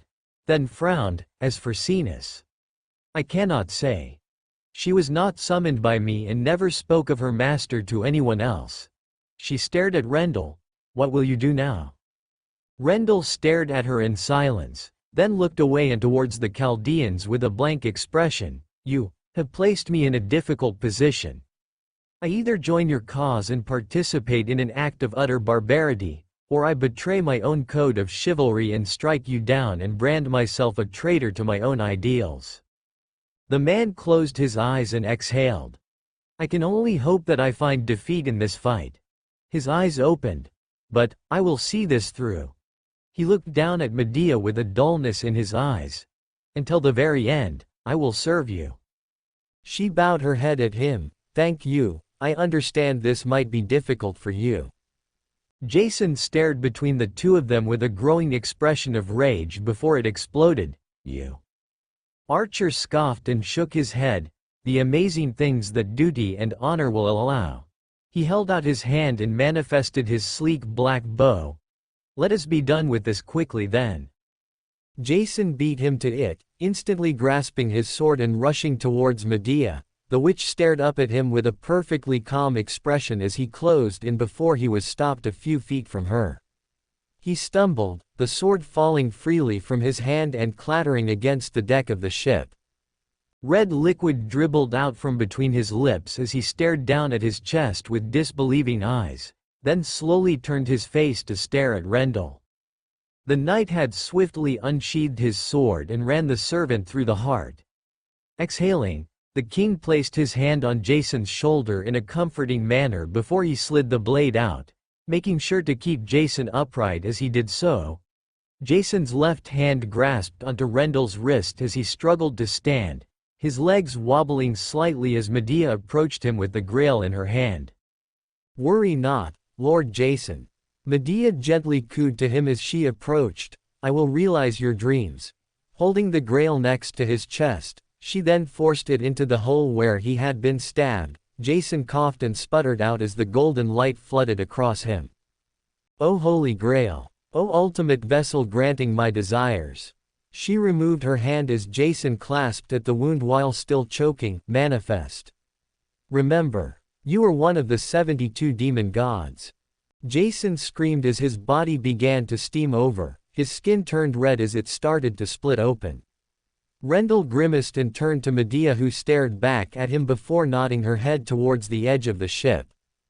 Rendell sighed and placed his other hand on Jason's opposing shoulder before roughly shoving him backwards, sailing over the railings of the ship and splashing into the water.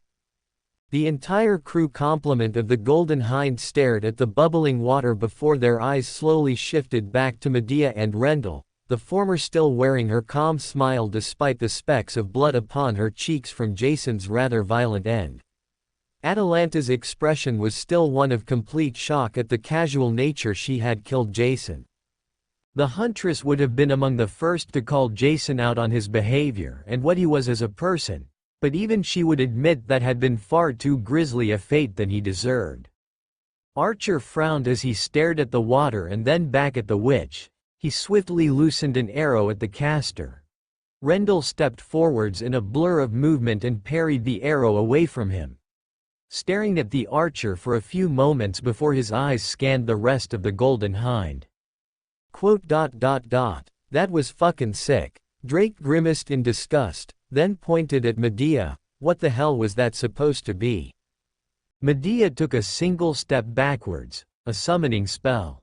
Summoning. Mash blinked at her in surprise, but then, what did it? The ocean began to steam and boil. The bubbles where Jason had fallen started to wildly emerge and burst with scalding flecks of water as the area looked as though it was being heated up. Ocean then dropped downwards into a whirlpool. Drake widened her eyes and frantically turned the wheel of the ship, steering the Golden Hind away from the maelstrom.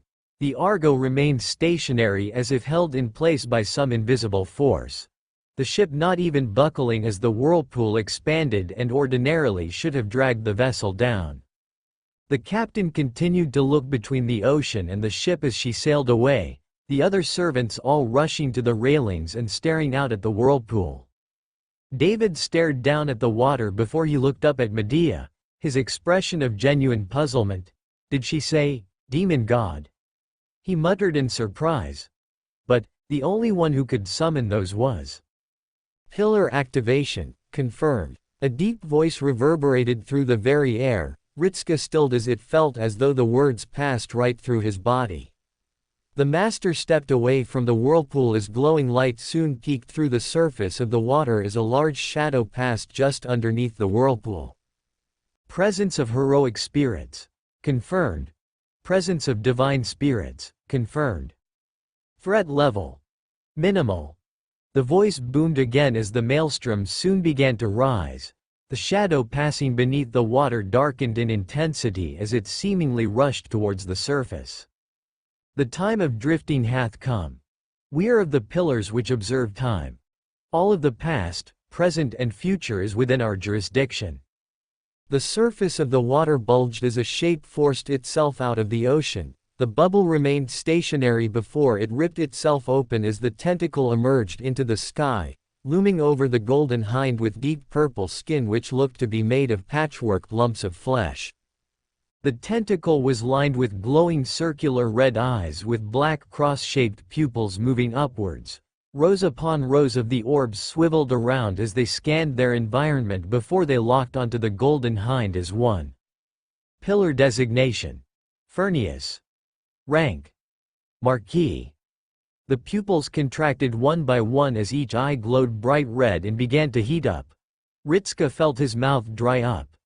It was the same phenomena which Aldrich had used against them in Rome. But the fact that even he could tell at a glance this was going to be much more powerful did nothing to calm his nerves. In fact, it made them all the worse as he stared up at the looming meat pillar.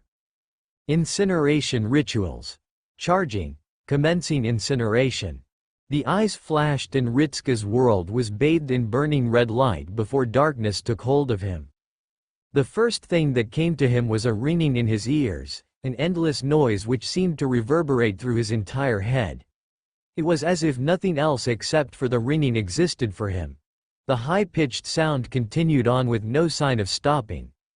The next thing he noticed was that his eyes were tightly bound shut. Opening them was a gargantuan effort. Even shifting his eyelids felt as though it was an attempt to push a boulder up a hill, although that might also have been because his entire body was numb. Whether or not that was good or bad was something he couldn't tell in the least.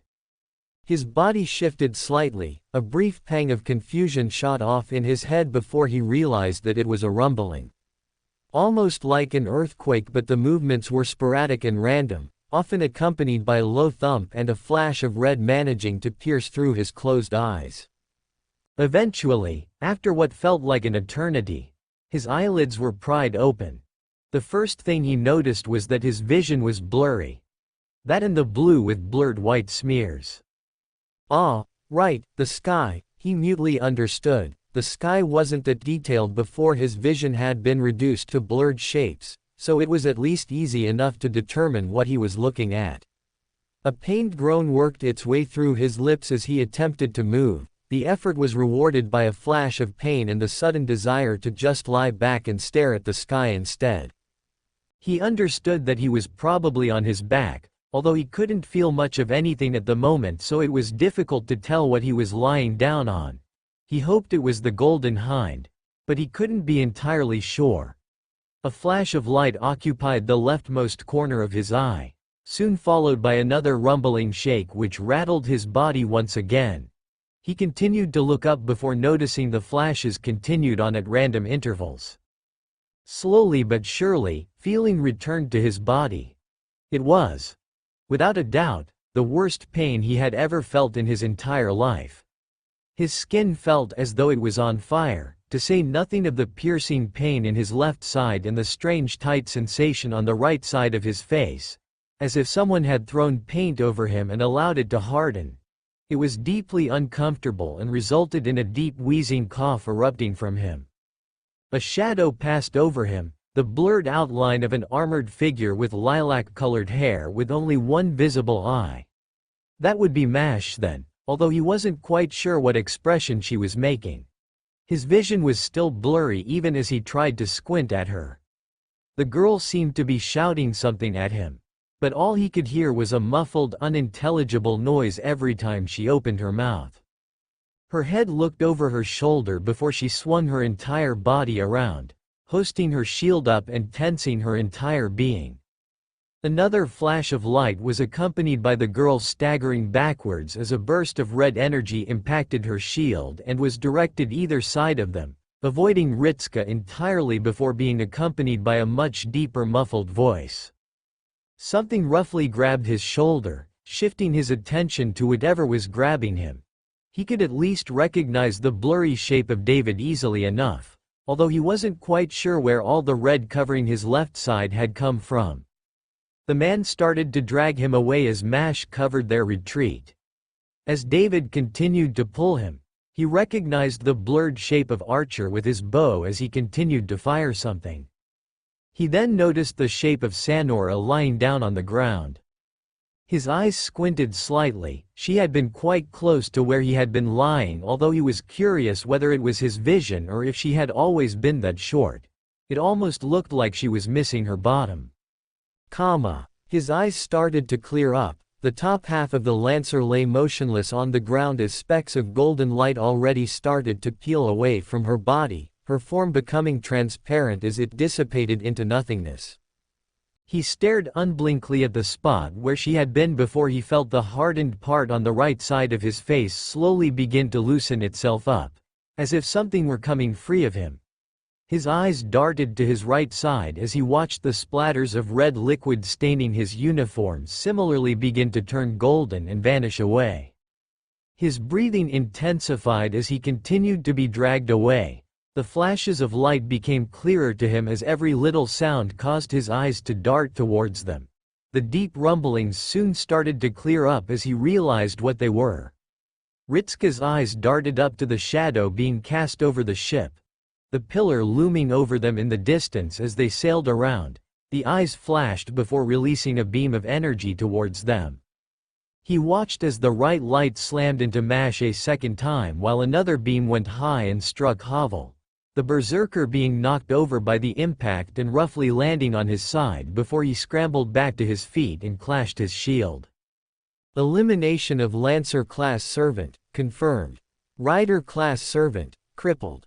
Chances of victory for remaining heroic spirits, 27.95%. Adjusting stratagem to further decrease margin for failure. The pillar boomed out in its clinical tone as flashes of light struck along sections of its skin. Chunks of meat were blasted away only to slowly begin to reform themselves moments later. He could vaguely hear Drake curse before another barrage of cannon fire sounded out. The artillery shot out across the ocean and slammed into the base of the pillar. Furnius' body rocked backwards from the detonation at his base. The pillar leaned back slowly before it halted. The eyes swiveled around before they froze and locked back onto the golden hind. Crimson light cut through the smoke as the pillar unleashed another beam of energy towards the ship. The light smashed into the side of the ship and rocked the whole boat as it scorched its way along the side of the vessel. The ship shuddered as the impact forced it to turn before the beam slowly died down. Ritska's breathing began to increase before he found himself gently rested against the side of the railings and David crouching in front of him. The man still held a smile, although this one held a fair amount of panic. "How are you doing?" He looked Ritska up and down and nodded his head. "No visible injuries to you, so that's very good," he exclaimed with an overly positive tone before he darted his eyes back to Furnius, the pillar still glaring at them as the eyes lining its body slowly began to glow once again. "Mash! Incoming!" David cried out. Ritska watched as the shielder stumbled her way to the side of the ship and raised her shield towards the pillar before the eyes contracted and unleashed the barrage of fire upon them. Crimson light rained down upon the vessel, blasting holes through the deck of the ship and slamming against the shielder as she continued to act as the defense of Ritska and David. The barrage seemed to continue for eternity before the rumbling died down. Ritska numbly looked around before he stared at David. "Wah! Medea, she was far better connected than I ever could have imagined," David explained with an unusually serious expression. "Heard of them but never saw one before." He wet his lips. "Whether it is or is not one of his, it doesn't matter right now. We're fighting a demon pillar or something that is claiming the name." "What? Right, sorry." David waved his hand. "First barrage crippled the ship and knocked you out," he explained. "Second barrage, well, Sanora was taken out immediately." He exhaled. "Boudica's over there somewhere." He gestured to the far end of the ship. "She got hit pretty bad. I think she lost a leg, but we've got our hands full trying to keep ourselves afloat." He threw a thumb over his shoulder. "Mash has been wonderful, by the way. So has Havel, and Drake is trying to keep us alive." Ritska swallowed as he continuously blinked. His vision virtually cleared up enough to see the nasty burn mark on David's face. The man looked calm despite the wounds on him. "Our archers are trying to keep the amount of eyes firing on us to a minimum, but it's tough and healing, slowly. Might be because of the magical energy of the Grail or something within it, I can't tell." He looked to the side. "You got anything?" "We're trying." Ritska blinked as he heard the director's rather panicked voice. The image of the woman appeared with her expression nothing shy of frantic. "The magical energy that thing exudes exceeds that of the Grail, and it's just, I can't, I'll take over from here," Romani interrupted, sliding in front of the director as she hyperventilated in the background. The doctor's expression was stern as he stared at Ritska. "For now we will refer to our opponent at Furnius, as that is what it called itself, and move on to its capabilities. It's stronger than all your servants." He began immediately. "But the principles of its attack seem similar enough to that of Aldrich in Rome." The eyes." Ritska gasped out. "The eyes, right." Romani nodded. "From what we can discern, they seem to be a variation of mystic eyes, although whether releasing pure magical energy as a concentrated beam is their only function, we don't know." He winced. You'll have to be careful though, it's displayed a limited form of regeneration, but it appears to be. He paused as she searched for the right word. Stunted. That's it. There's a delay, as if it's a conscious effort on Fernia's part. My guess is that it's using the Holy Grail to heal itself. It's not an innate ability of them, but something they're trying to force on themselves. If you can damage them faster than they can repair themselves, you should be able to outlast them. That's helpful. David nodded. However, be gone. Space directly next to the ship warped. A speck of glowing violet light suddenly expanded outwards in an explosion of raw magical energy. The detonation rocked the ship as light consumed Ritska's vision. He hissed and raised his hand at the rays of light which invaded his side and touched upon his skin, even being able to feel the heat despite Mash's effort to protect him. That, David commented as the vessel steadied itself. We're a mess and too many of us are close-range fighters. He bit his lip and nodded to something. Even he's a little out of his depth. Ritska tilted his head in confusion, then turned towards where David was pointing. His eyes bulged out of their sockets as he saw Ash with a bow, which looked identical to Gwendolyn's, raised and an arrow already knocked in the string and glowing before he loosened it in a burst of light towards the pillar. The arrow glanced along the side of Fernius and cleaved a small valley through the meat before the flesh slowly wound its way back together. Ash ducked down and raised a large rounded shield in front of him while hobbling slightly, placing the bow back at his side and bracing himself with both hands as the return fire smashed into his guard and nearly barreled him over. It was only at that point did Ritska notice the bleeding form of Boudica resting behind the saber. Her right leg was horribly burned while her left one was missing below the knee. The woman was breathing heavily with both her eyes tightly shut as the saber was forced back inch by inch. The shield itself slowly beginning to glow as the heat of the beam ate away at the metal barrier. Ash's eyes tightly shut themselves as the metal around his arm began to steam. Dozens of arrows launched through the sky before impacting against the eye of the pillar that was attacking. The beam of light was cut off and Ash heaved as he fell backwards, hissing in pain as he crawled back with one hand on the bow.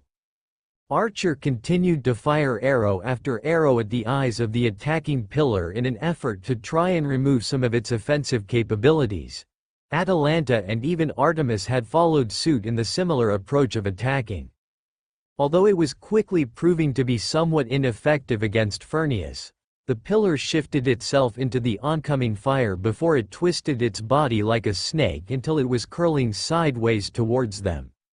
The eyes lit up row by row as Archer realized the intention almost instantly. Broadside, he called out, dropping down and noticing that Mash was already struggling as it was with defense of the ship. He grit his teeth before his eyes shifted to Ritska. The boy looked worse for wear. He could still feel that he had enough magical energy to protect the ship if need be. The truth was, this wasn't a situation where he could afford to hold back. The servant allowed his bow to dissipate into motes of light as he turned to face the pillar. His eyes closed before he exhaled and extended his right hand towards Fernius as the glow of the cross-shaped orbs intensified. I am the bone of my sword. Archer intoned as the beams shot forth towards the golden hind, Roias. The transparent seven-petaled shaped flower exploded forth from his hands, instantly covering the width of the golden hind as the attack approached. The beams of light smashed into the shield with enough force to cause the servant to grit his teeth as he felt his body tense. The pillar, as if noting the resistance to be marginally more than it had expected, responded by increasing the power behind the attack. Archer braced his right hand with his left as he felt the bones in his arms protest. The first layer of 7 remained strong, even as a minute crack formed in its surface as a result from the attack. The pillar poured forth more magical energy into the beam of light. The crack in the first layer grew ever so slightly in response. Archer would be impressed at the attack power if it didn't have horrifying implications. Each layer was the strength of the walls of Troy, which had been able to block even the throw of Hector, For Furnius to begin to crack away at the layers with just a simple attack was quite indicative of how much power the demon pillar had at its disposal. His eyes shifted slightly from the pillar as he noticed movement beneath the surface of the water. The servant managed a frown through gritted teeth as he stared at the shadow as it closed in on the pillar. Fujimaru-kun, Romani muttered out as he stared at a screen to his left with a puzzled expression. I'm picking up a high-rank phantasmal approaching your position. Ritsuka felt his eyes torn away from the pink shield and fell back onto Romani with a puzzled expression. What do you mean? I mean, you've got a high-rank phantasmal virtually right on top of you. The doctor exclaimed. It doesn't make sense. David frowned before he let out a hum. I never realized how close we actually were to the ruins of Atlantis. He seemingly realized. I wonder if Peg Leg Pete was right? Ritsuka stared at him in confusion for a few moments before the name eventually registered. It was difficult not to, considering the topic which had been discussed at the time of his name. The HYDR. The word had barely gotten free of his mouth before the water beneath Furnius exploded outwards as over half a dozen eel-shaped heads with fins running down their back and almost the width of the golden hind erupted from the water and clasped down around the pillar at multiple sections. Furnius recoiled away from the heads, even as one of the jaws clamped down around one of the larger eyes and ripped it free of the pillar's body. Furnius released a deep roar as dozens of eyes lit up as they turned to face the Hydra, instantly barraging the beast with a torrent of magical energy. The Hydra recoiled away from the pillar with a guttural hiss of pain as its outer skin became littered with burn marks from the pillar before several of its heads scooped up a mouthful of water before their maws opened. The water shot out of their jaws like a jet, lacerating the skin and eyes of the pillar upwards of its body. The wounds gradually started to re-heal even as the beast began to take in more mouthfuls of water to continue the offensive. Ritsuka grunted as he hobbled to his feet, David supporting him as the master stared at the two giants begin to fight it out. Although it quickly became clear to him that the Hydra was obviously going to be the loser of this encounter, given that even if it was firing water at insane speeds it was still just water. The wounds weren't nearly deep enough to do lasting damage, even without the healing factor, and they would be right back where they started. Everyone, Ritsuka cried out, focus fire on the pillar eyes. He ordered out, try to take them out before they fire. Make sure the Hydra isn't taken out before Furnius. He turned his attention towards Mash and Havel, keep us on the defensive in case either decide to take pot shots at us. Archers and Ash lay down covering fire for the Hydra. He turned up. Drake, keep steering the ship and keep us at a safe distance. I'll give a signal for you broadside the pillar to try and stagger it. He looked around for a few moments until he saw a few nods of affirmation before he called out again, all right, let. He stumbled as the ship suddenly rocked forwards. The master looked around in surprise before he turned back towards Drake. The woman spun around to look at their stern before her eyes narrowed and her lip curled into a slight snarl. Argo is coming up on our ass, she bellowed out, spinning back around and turning at the wheel. Ritsuka and David stared at each other before the master began to snap his fingers repeatedly in thought. All right, he turned to Archer. Archer, you keep fire on the Argo instead. Medea is the bigger threat, so go for her. Atalanta and Artemis keep fire on Furnius. He then turned to Havel and saw the berserkers staring at him expectantly. Rituska grit his teeth. Havel, if Rendell tries to board, kill him. Ritsuka then turned to Ash at the far end of the ship. Ash. The unkindled swiveled his head towards Ritsuka. The servant looking quite terrible if his strained expression was any indication, keep Boudica safe. Ash nodded his head in affirmation as he turned back towards the rider and adjusted her position to be just out of sight while steadying her.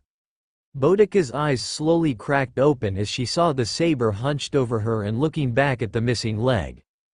Boudica frowned and then stared at the stump before releasing a pained huff. Look at me. All that talk and I'm in worse shape than you. A missing limb? Ash shook his head. It is no concern. Like with Vendari, with enough time you will be back on your.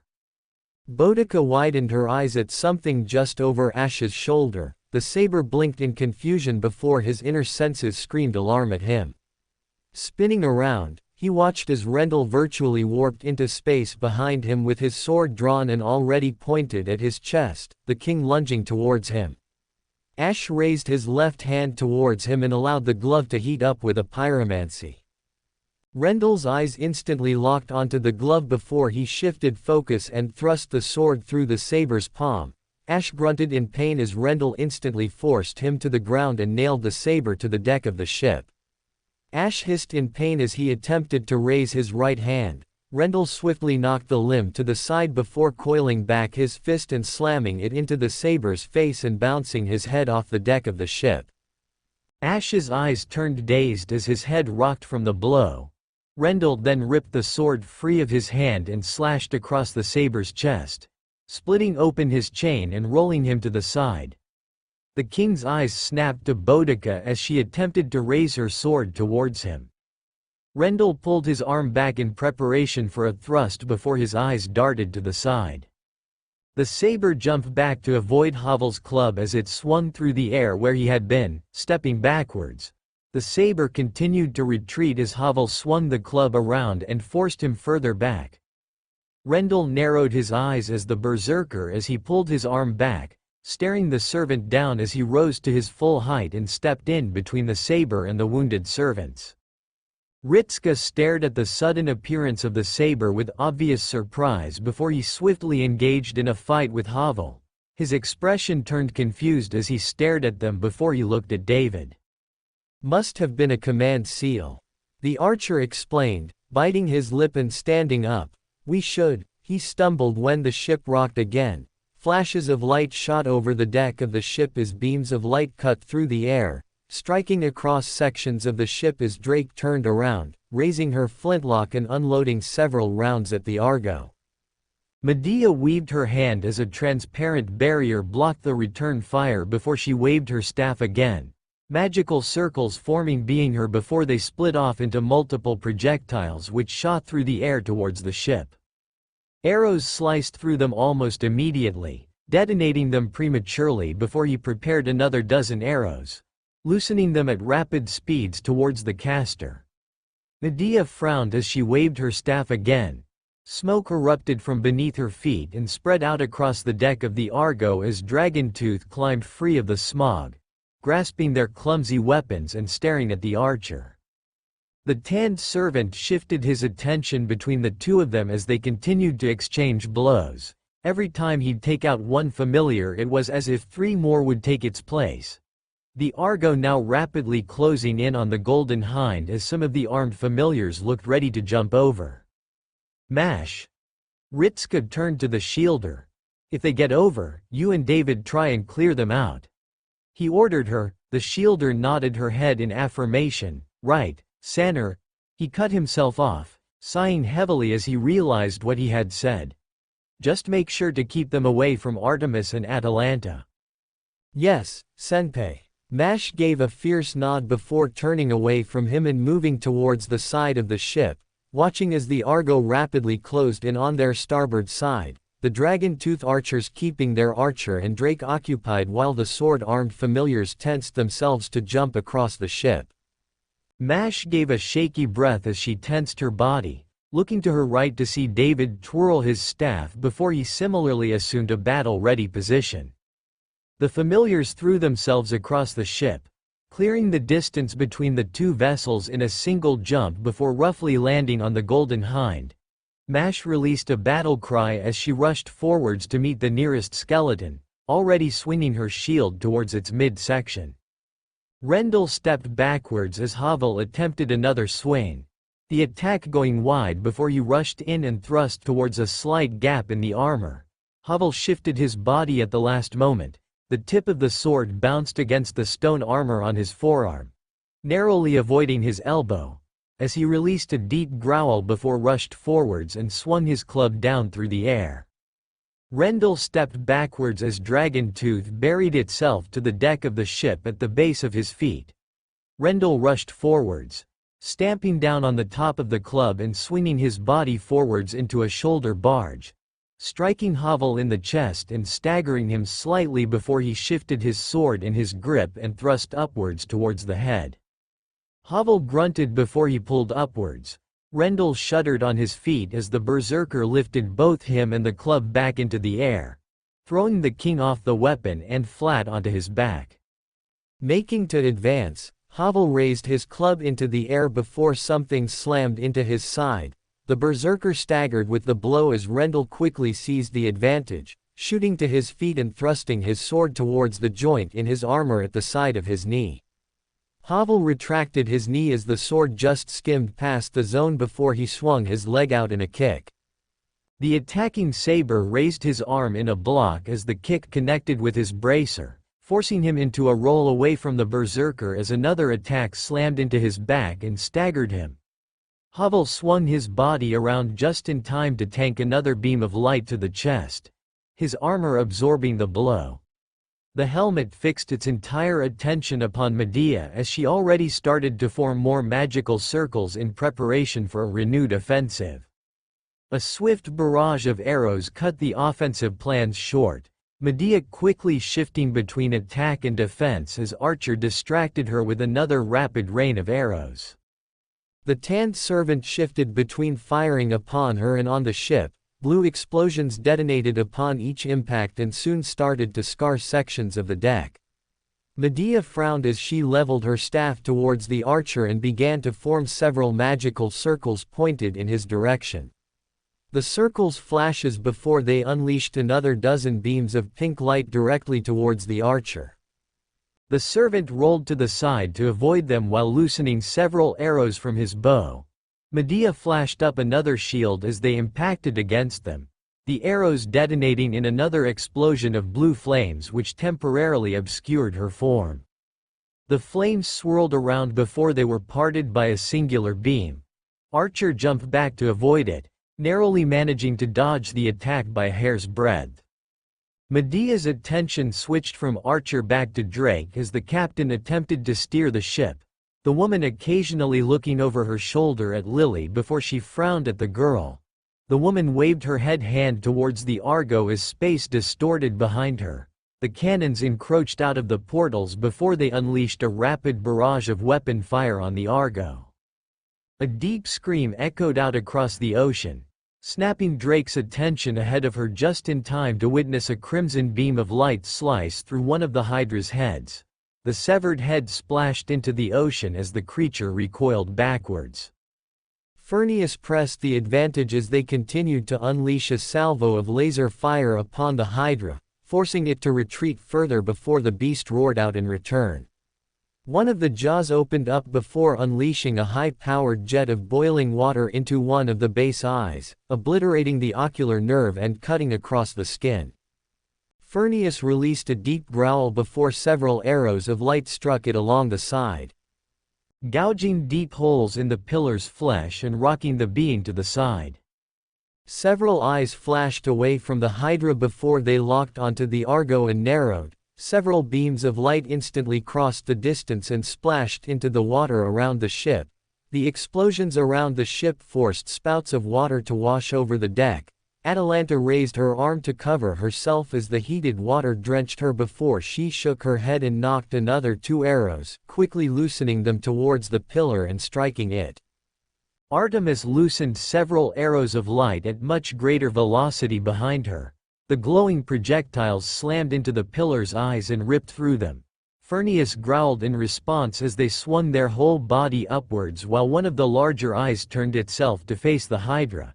The pupil exploded with crimson light before a titanic beam erupted from the orb and slammed into the center of the Hydra, blasting the creature back and burning across its chest. The beast limped away before it released another deep hiss. The heads coiled back before swinging forwards and throwing the whole creature under the water and into the depths. Furnius' eyes remained on the water for a brief few moments before they all turned at one and faced the Golden Hind, still locked in combat with the Argo. before they began to glow. The water directly to the right of the pillar rippled and bubbled as something rapidly approached the surface. Atalanta's eyes nearly bulged as the Hydra jumped out of the water. Its 6 remaining heads launched themselves forwards with jaws wide and aimed directly towards the top of the pillar. The beast's body was revealed in full. Despite the front half being that of a oily aquatic fish, the center of its body was hardened like that of a turtle before the limbs tapered out into thin vines like a jellyfish.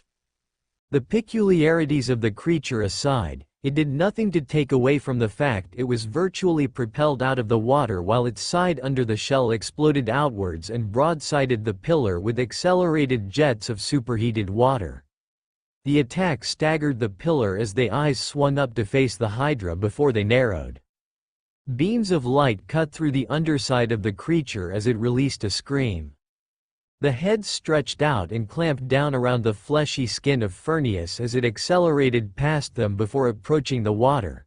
The entire mass of the near 200-meter-long beast dragged the pillar down as it swung through the air, Furnius releasing a surprised noise before the pair slammed into the water. Furnius' beams of light arced up and into the air as its entire body was swung around at an awkward angle. Phantasmal class opponent. Supplemented. Adjusting capabilities to match. The eyes swerved to face the Hydra ripping chunks of flesh from the pillar. Furnius released a deep groan as they all lit up before it unleashed a concentrated barrage against the beast.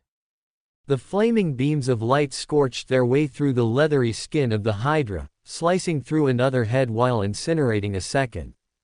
The remaining mouths released the pillar and recoiled in pain as Furnius gradually rose out of the water. Bite marks and lumps of flesh dangled freely from its body where the Hydra had mauled them. The pillar's eyes glowed once again before a bombardment of glowing orange beams of light collided with the base of the demon god.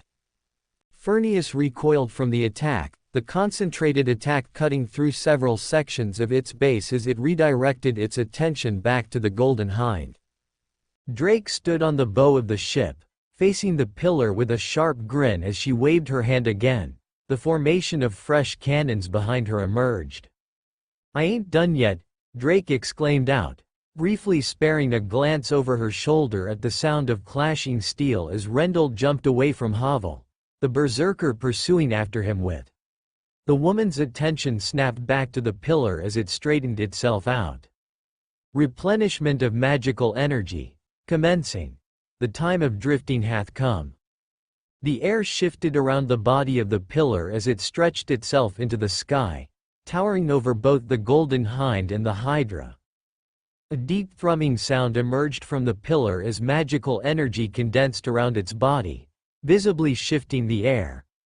Medea seemed to realize what was occurring as the Argo suddenly split off from the Golden Hind, sailing to clear the distance between the two vessels. Drake watched the second vessel break away from them with wide eyes before they slowly shifted back to the pillar. Oh, shit. Replenishment of magical energy, completed. The vestiges shall be erased. Incineration ritual, Furnius. The water beneath the Golden Hind and the Hydra glowed a brilliant white before it exploded upwards. Jets of burning magical energy shot into the sky, consuming the shapes of both the Golden Hind and Hydra within their embrace. Furnius remained unaffected as the explosions washed over his body, Medea throwing up a shield around herself and the Argo as the wave of fire reached them even at the distance they had cleared, the caster visibly straining against the impact before it gradually began to settle.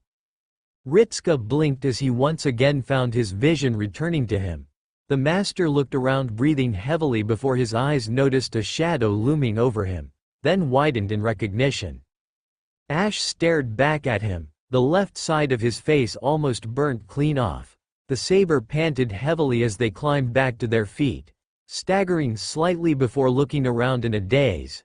Their left side was in a similar state. The skin had been blackened and the cloth of his armor had been burnt clean off, exposing the chainmail underlayer.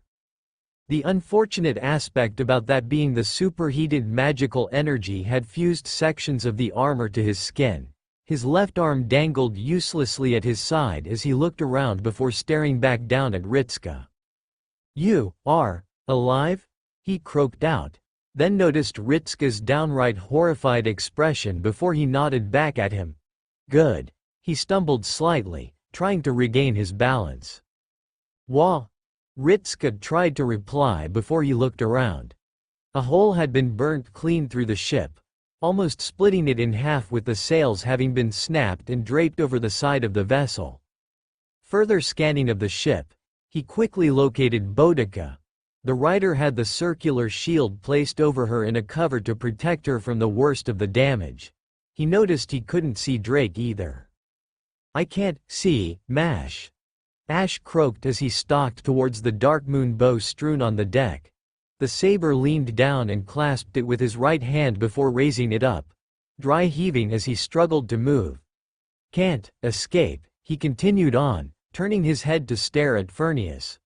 "Oh well," he grunted out, his voice sounding more resigned than anything else. The charred remains of the Hydra disappeared below the waves, half its body missing from the attack. The Argo similarly began to turn to face them again, already moving to close the distance. Ash stared blankly across the ocean towards Medea before he reached for the quiver on his back, drawing forth a single arrow and knocking it. His left arm rattled as a stray chain protested against the movement. The saber bit down on his lip to avoid screaming as he pulled the arrow back as far as he could while struggling to take aim. Ritska coughed out a lungful of air as he tried to warn the saber against it. The arrow began to glow a brilliant white before Ash gradually lifted his aim to rest slightly above the caster and the Argo. "I offer this prayer," Ash coughed, false though it might be. The arrow shifted as light began to glow around it. His form started to crack as he drew forth whatever magical energy he had left in him. "Deliver judgment upon my enemies. Drown them in the..." Ash's eyes fluttered slightly as he struggled to stay on his feet. "You fought well, unkindled." Ritska's heart turned cold at the voice, his eyes slowly drifting to his right. Rendell just finished throwing his body onto the deck of the ship. The man having sections of his armor seared but looking little in the way of injured. "Don't let your final moments be ones of fruitless struggle." He spoke in a respectful tone as he approached with his sword drawn. Ash's head turned towards the king with a dull look in his eyes. "Just let yourself pass away in peace." Rendell stopped walking. "You struggled against impossible odds. None can fault you for failing." Ash continued to stare blankly at him before he opened his mouth and replied, his voice coming out in a dead tone. "I am unkindled." He replied, "My life is nothing but fruitless struggle against the impossible." He turned his body towards Rendell, aiming the arrow at the king instead. "Until the very end, I will serve to fulfill my duty." Rendell stared back at him before he gave a respectful nod of his head. His mouth shifted into a small smile. "Indeed. Perhaps I was the fool for expecting a different result. Or perhaps I insulted you by expecting you to accept such an offer." He bowed slightly. "I offer my sincerest apologies." The man's expression steeled. "I will ensure your end is quick." "We'll see," Ash grunted. The two stared at each other blankly for a few moments. Rendell's feet shifted while Ash's arm wavered slightly from the injuries. Only Ritska caught sight of movement behind Rendell. His eyes widened at the figure before they shifted back to Rendell.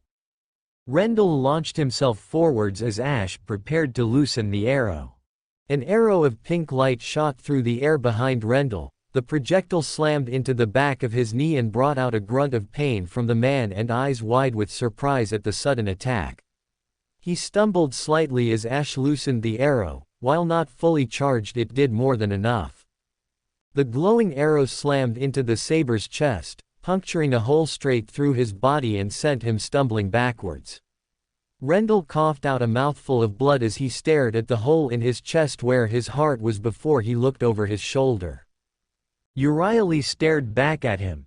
The girl's dress ripped and burned around the base while she glared at him through narrowed eyes. "For your information, Asterios wasn't my pet," she sneered at him. Rendell coughed out once before his lips thinned, then looked back to Ash. "You should know how durable we undead are," he pointed out, shooting forwards and swinging his sword towards the saber's neck. Ash raised the Darkmoon bow to protect himself as the blade collided with the metal bow, staggering Ash from the force of the impact before Rendell swung his arm in from the opposite side, slamming his fist into the right side of Ash's face and knocking him to ground. Spinning on his heel, Rendell swung his sword upwards like a blur, deflecting several arrows of light from Euryale as she fired from her small bow. The saber staggered towards her as he continued to block the projectiles. Several got through his defense and struck his arms and legs. The man buckled under the assault as he closed in on them. A blur of red shot in from the right side. Rendell turned his attention towards Archer as he rushed in towards him, his body still dripping wet from having emerged from the water. Rendell swung down at the tanned servant as the twin swords swung up towards him. Rendell's left arm raised itself in a blocking motion to stop the leftmost sword. Archer remained stone-faced, then loosened his grip on Khonshu, allowing the blade to dissipate into motes of light inches before it connected with Rendell's guard. The man widened his eyes as the empty hand slid just underneath his guard before it reversed and clenched into a grip. Khonshu reformed in a reversed grip before Archer thrust the Dao sword directly into Rendell's gut. The black sword punctured through his body and out the back of his torso. Bakuya collided with his straight sword in a block the counter. Rendell coughed out another mouthful of blood as Archer kicked against his wounded leg and caused him to stagger. He skipped backwards as Euryale pelted him with dozens of rapid attacks and caused him to stumble slightly. Archer rushed in again as Rendell was distracted between the two blows. The knight's eyes locked onto the tanned servant rushing in from the front. His knee buckled slightly as he attempted to turn towards the archer servant, still pained by the wound in his leg before he thrust the sword towards him. A sword burst through his back, causing him to stagger forwards. The man stared down at the weapon with obvious surprise before his eyes traced themselves back to Archer as the white sword approached his neck. Rendell stared at Archer for a few moments before his eyes slowly closed themselves. A casual acceptance of his fate before Bakuya cut through his neck, severing his head from his shoulders and sending it clattering to the deck of the ship. The body remained standing for a few moments before it slumped down onto its front, the body already fading away into golden motes of light. The steel sword which had pierced through his back faded away into blue motes of light as Archer dismissed it from existence. The servant exhaled before he shifted his expression back to Ritska. "You're alive still? Good," he answered without waiting for a reply. "We're down multiple servants and the ship can't move. Our current situation is surviving heroic spirits." Sighted. Furnius interrupted him, the shadow of the pillar falling over the boat as the demon god's eyes started to glow. Chaldean Master, sighted. Priority target. Prepare for incineration. Ritska swallowed as he looked around before he exhaled. He had no idea what he was supposed to do. The ocean rumbled as the water began to bubble. Furnius' eyes turned downwards as multiple whirlpools began to open up in the ocean. Ritska gaped at the display in shock as even the demon pillar seemed taken aback at the sudden display. Presence of magical anomaly. Confirmed. Activation of noble phantasm. Error. Presence not consistent with heroic spirit. Information error. The ocean roared. Jets of water exploded outwards as shapes forced their way free of the depths. Ritska covered his eyes as he suddenly found himself drenched in the downpour kicked up by the sudden arrival of whatever was beneath them. The master slowly lowered his hand and felt his eyes widen. Romani stood up from his seat as the image came through, the doctor using his desk to hold himself upright as his eyes nearly bulged out of his skull. That isn't. It's entirely possible. Da Vinci's voice came from behind him. The genius strode into the command center without a care in the world as she came to a stop next to the doctor. Olga, having calmed down from her panic attack, felt her jaw unhinge itself and almost drop as she beheld the image in front of her. "Holy shit," Carrie whispered out. For someone who changed the course of history, Da Vinci cracked a smile. "You can't say that anything in the world is impossible for them." The woman looked at the two out of the corner of her eye. Even taking on the powers of their future self, or rather, the heroic spirit they will become even when they're still alive. That's, Olga sputtered. "That's absolute nonsense. It's unthinkable, it's, the woman's lip twitched upwards, "it's just what we need. I don't understand half of what happened." The calm voice echoed out across the ocean as footsteps thudded out on the deck of one of the floating vessels. Drake moved across the ship with a confident step to her. "Hell. I don't even understand half of what is currently filling my head right now." The woman came to a halt at the bow of the ship, resting her left arm on her knee as her expression split into a smile. The derelict forms of ships gradually pulled themselves free of the ocean and started to float into the sky. Furnius' eyes scanned each of the ships before they eventually fell onto Drake. The woman standing atop an exact copy of the Golden Hind. The difference being this one floating a good 5 meters above the ocean surface. Ritska noticed shapes moving across the other ships. The forms of Atalanta, Artemis, Havel and David quickly became clear as they all looked around in confusion and surprise. The shape of Mash stumbling out from behind Drake caused Ritska's heart to settle slightly as he allowed a relieved sigh to escape from him before he returned his attention to Drake. "I suppose I should thank you." She gestured down at Ash. "That little stunt of yours with the Grail convinced me how much it could be used." A smirk made its way onto her face. "Then I heard how it chose me to be its vessel and figured I could probably handle it." "Inconceivable. You are not even a heroic spirit. The power granted by the Grail cannot afford you an advantage. Chances of a Chaldean victory remain within an acceptable margin for error. Recent events change nothing." Drake smirked in response. "That's where you're wrong." She gestured to herself.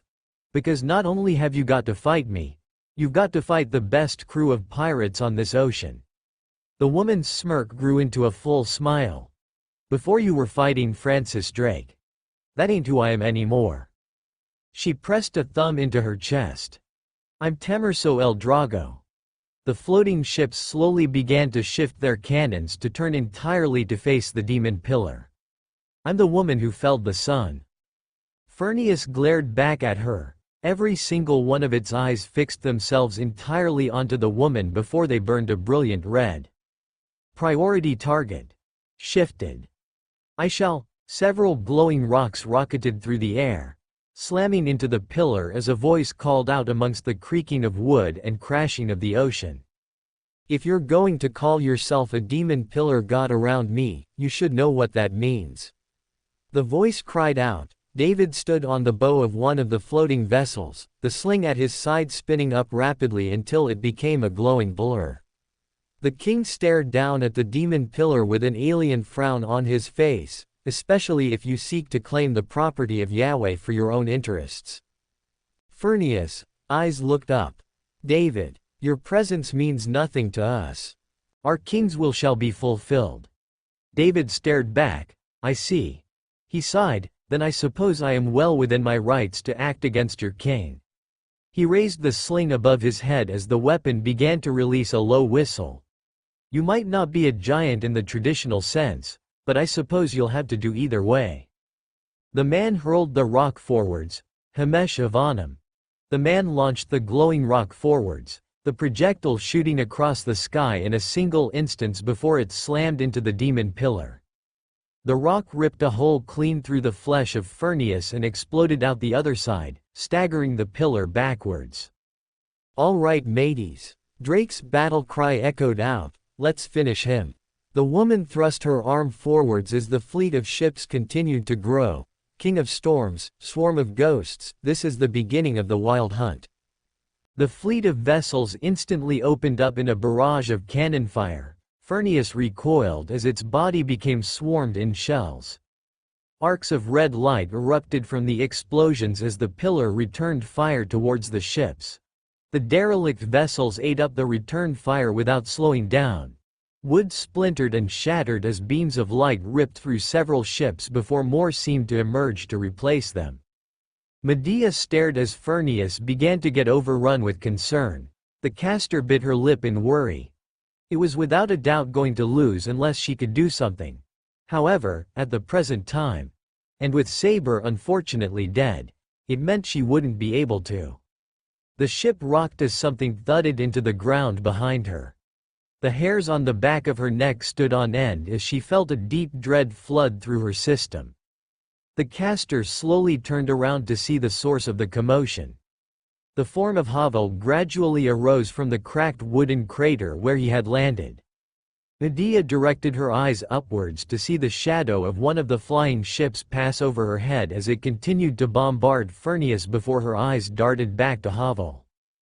The berserker shifted the club until it rested on his shoulder and he craned his neck down to stare at her. "Caught, you," the berserker grit out as he took a single step forwards. Medea instantly wove nearly a dozen magical circles behind her before unleashing them upon the servant. The beams of magical energy ripped through the air as they rocketed towards the berserker, who made no effort to move. He didn't need to bother. The beams of magical energy slammed into a barrier just in front of him and faded into nothing. Medea blinked in surprise before she started to craft more magical circles and stepped back as Havel continued his slow advance.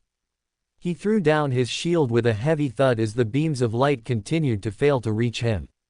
Sweat began to trickle down her forehead before she waved her hands, weaving the creation of her familiars. Havel backhanded the closest one without ever taking his attention away from her, shattering the creation into dust before he swung his club out, obliterating several more with a single swing. Medea began to step backwards as she attempted to clear the distance. The magical spell still failing to reach the berserker. The caster then shifted her approach, focusing on a singular magical circle and rapidly chanting under her breath.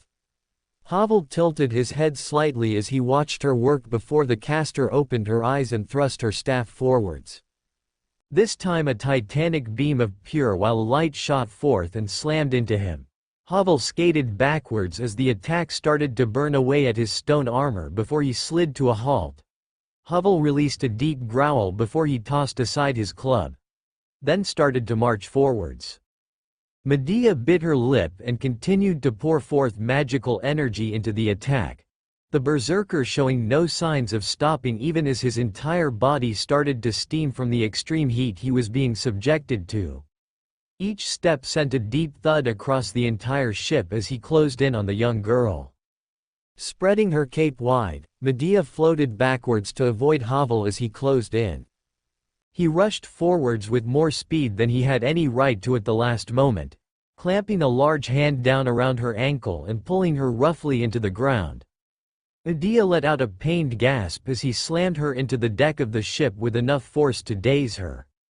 Havel released her ankle before he reached out and snatched the staff from her grasp. The berserker stared at it before he growled, snapping the catalyst in half in his fist.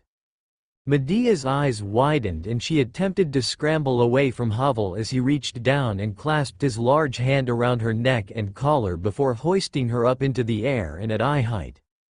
The young woman started to gasp as he began to tighten his grip around her neck. Medea clasped her hands around the wrist, gripping her in a fruitless effort to free herself. Havel stared at her for a few moments without making a single sound as he strangled her. His head shifted slightly in remembrance of something. Just try to make it quick. He must be getting soft if he was taking the advice of a sorcerer. Then again, the boy was a downright terrible sorcerer. Havel exhaled through his helmet and stared at the caster in his grip. His hand snapped closed, breaking her neck instantly and causing the hands to go limp. He stared into her lifeless eyes for a few moments more before he opened his hand up and clumsily dropped her onto the ground.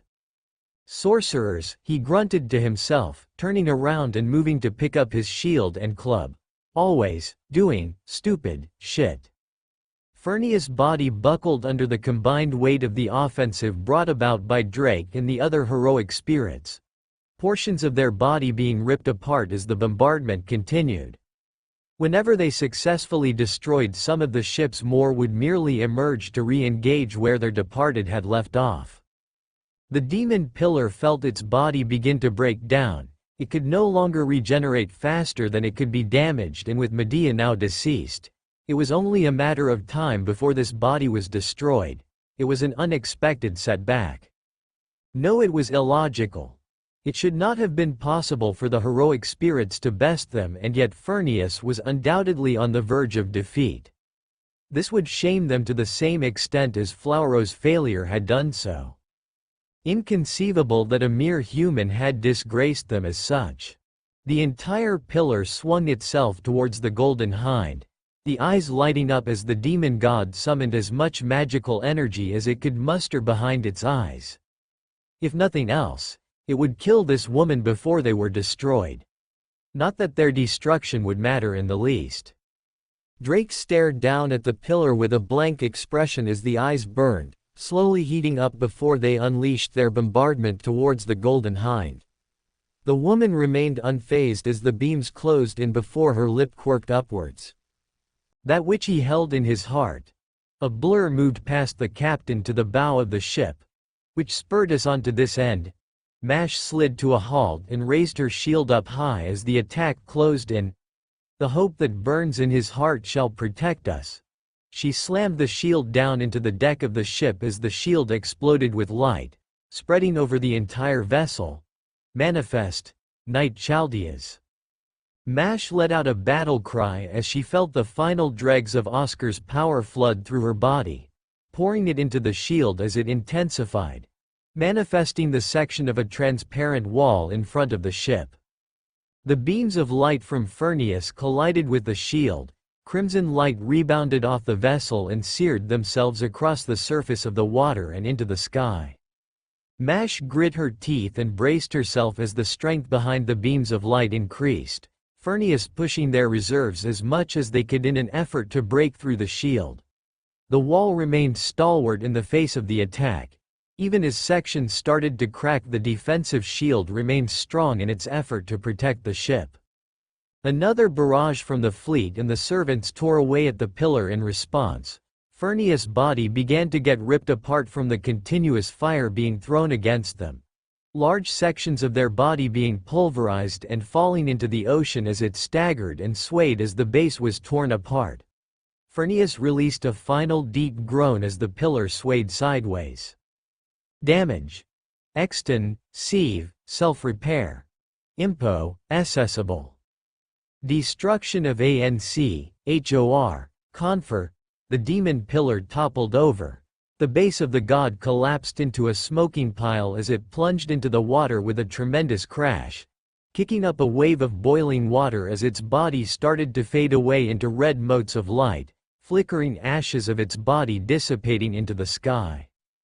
Drake exhaled as the lights in Furnius' eyes dimmed. The pillar ceased its movement. The presence of the pillar, Romani muttered out the word in a strange tone of voice, has diminished.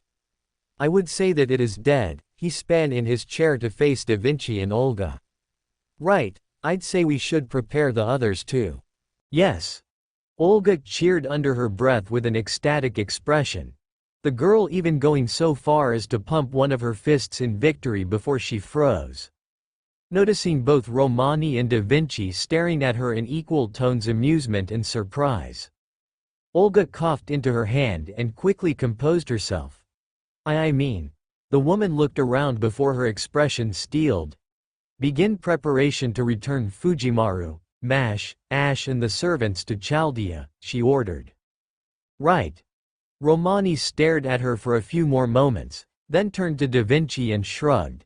The woman smiled at him in an amused fashion before she turned back to Olga and continued to grin at her.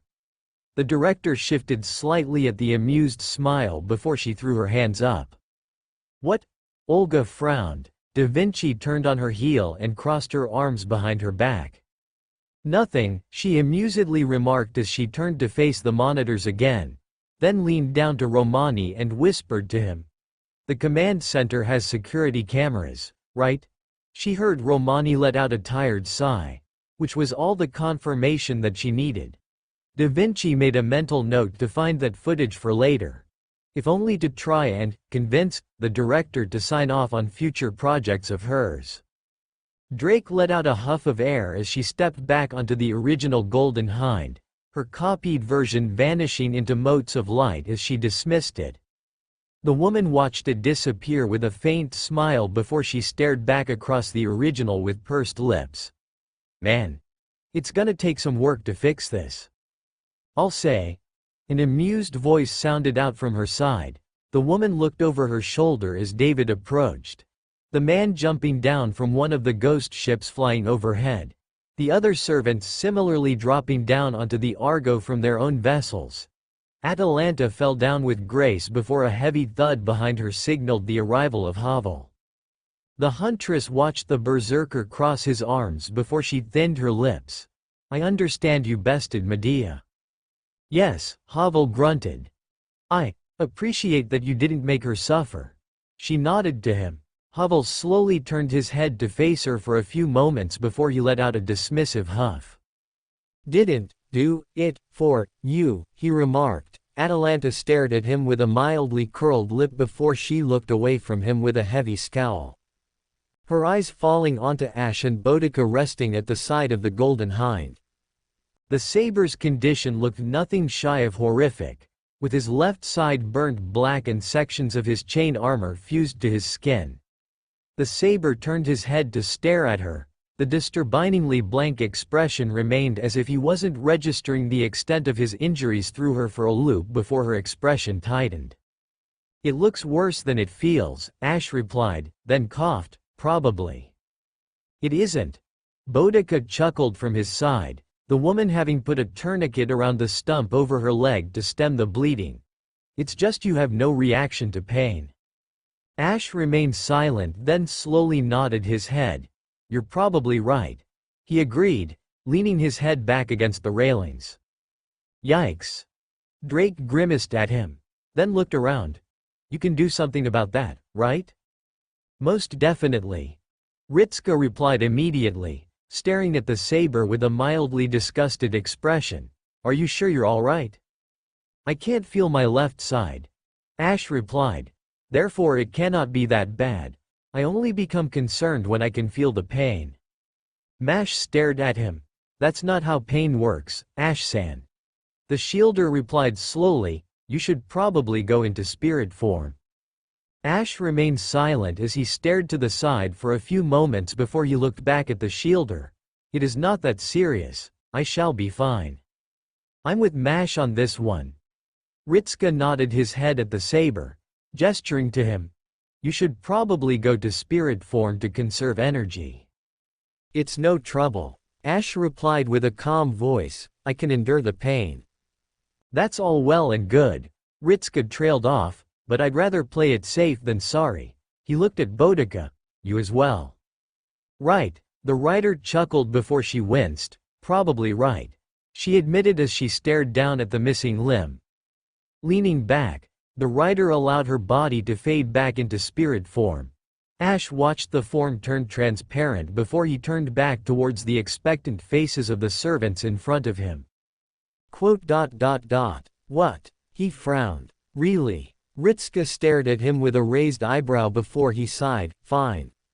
The master turned around as he noticed the other servants slowly started to fade away. David stared at his transparent hands with a sigh before he lowered them to stare at Mash and Ritska. "Guess time's up for us then." The man placed his hands on his side as he looked up at the sky. "It's certainly been an adventure and a half." He chuckled before he looked back at Ritska. "What about it, oh commenting mage?" he joked. "Any final comments for me?" "Somehow you were useful," Romani begrudgingly replied. "And knowing everything, you'll probably show up again and cause some trouble in the future." A biting remark, even at the end. David let out a light laugh, but that's fine. I know your sort anyway. You secretly like everyone, well, nearly everyone, but that's just pedantic. He waved his hand. I'm almost certain we'll meet again. He sighed, but if we don't, I'll let you know I enjoyed our little banter. Romani sighed. Yeah, that sounds about right. David gave a final laugh in response as he pointed from Ritska to the communicator. Notice how he didn't deny it. He exclaimed triumphantly, then turned his head to face Havel. His expression turned calmer as he and the berserker stared at each other. I hope you find your faith again, he offered with a nod. Havel remained silent before he nodded back at him as he vanished into motes of light. Atalanta stood over Ash, tapping her foot on the deck of the ship as she stared down at him with what could only be described as a disappointed expression. Ash stared straight ahead to avoid eye contact with her, which only prompted the huntress to lean down to stare at him. Ash's eyes flickered up to hers as they exchanged glances. You were reckless and beyond stupid. Atalanta bluntly described with a frown. It has become clear to me that you have never been educated on how to behave properly.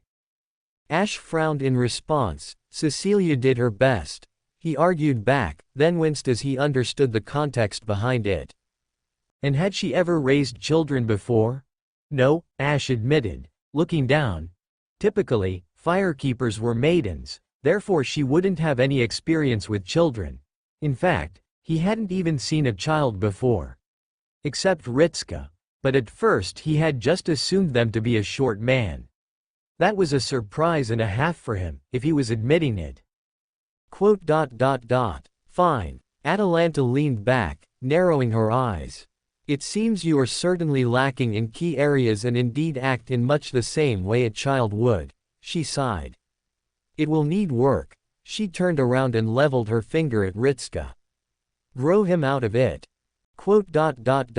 Right. Ritska nodded his head quickly. Atalanta gave a single pleased nod before she allowed herself to be summoned away. Ritska watched her vanish before he looked down at Ash. She's intimidating. Ash hummed in response without answering. Hey, Ritska blinked, turning to see Artemis standing near him with a slightly down expression to her. If you do summon us again, can you make sure you also summon that nice Sanora girl? She asked, then tightened her grip on Orion to stop him making a comment. I want to at least thank her properly for all she did for me. Yeah. Ritska nodded in response. Make sure of it. Thanks. Artemis beamed. I wonder if she'd be open to becoming a huntress with Atalanta. The goddess grinned as she stared down at Orion before her expression became more joyous. Or she could become a huntress of Linny and we could both have lioness huntresses to match. Yeah, that would make him real proud. Orion snorted as they vanished. See ya around, kid. He waved to Ritska with his little bare paw as they vanished into motes of light.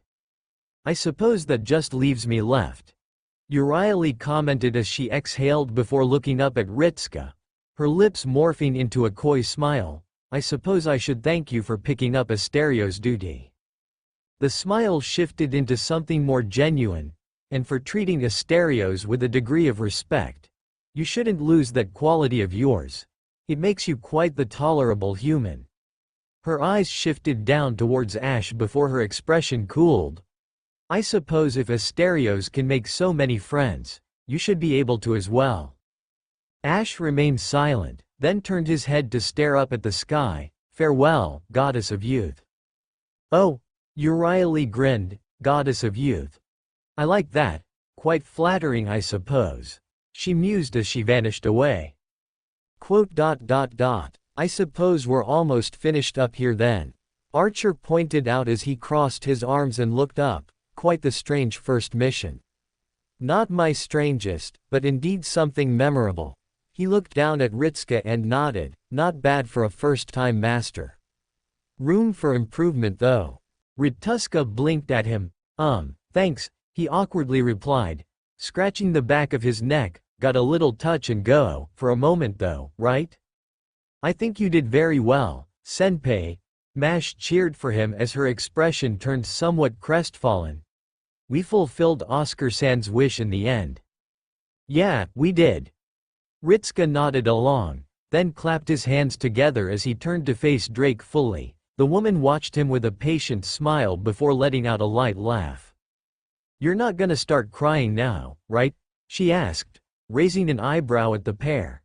The jest earned a snort from Ritsuka and a twitch of the lip from Mash. The shielder shook her head as she stared at the captain. Good. No reason to be sad about this anyway.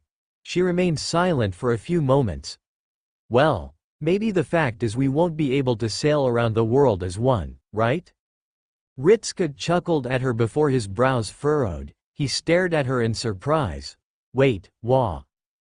Got more than a little extra firepower from the Grail. Drake waved her hand, but, well, when you go all those memories will as well. She sighed, doesn't bother me though.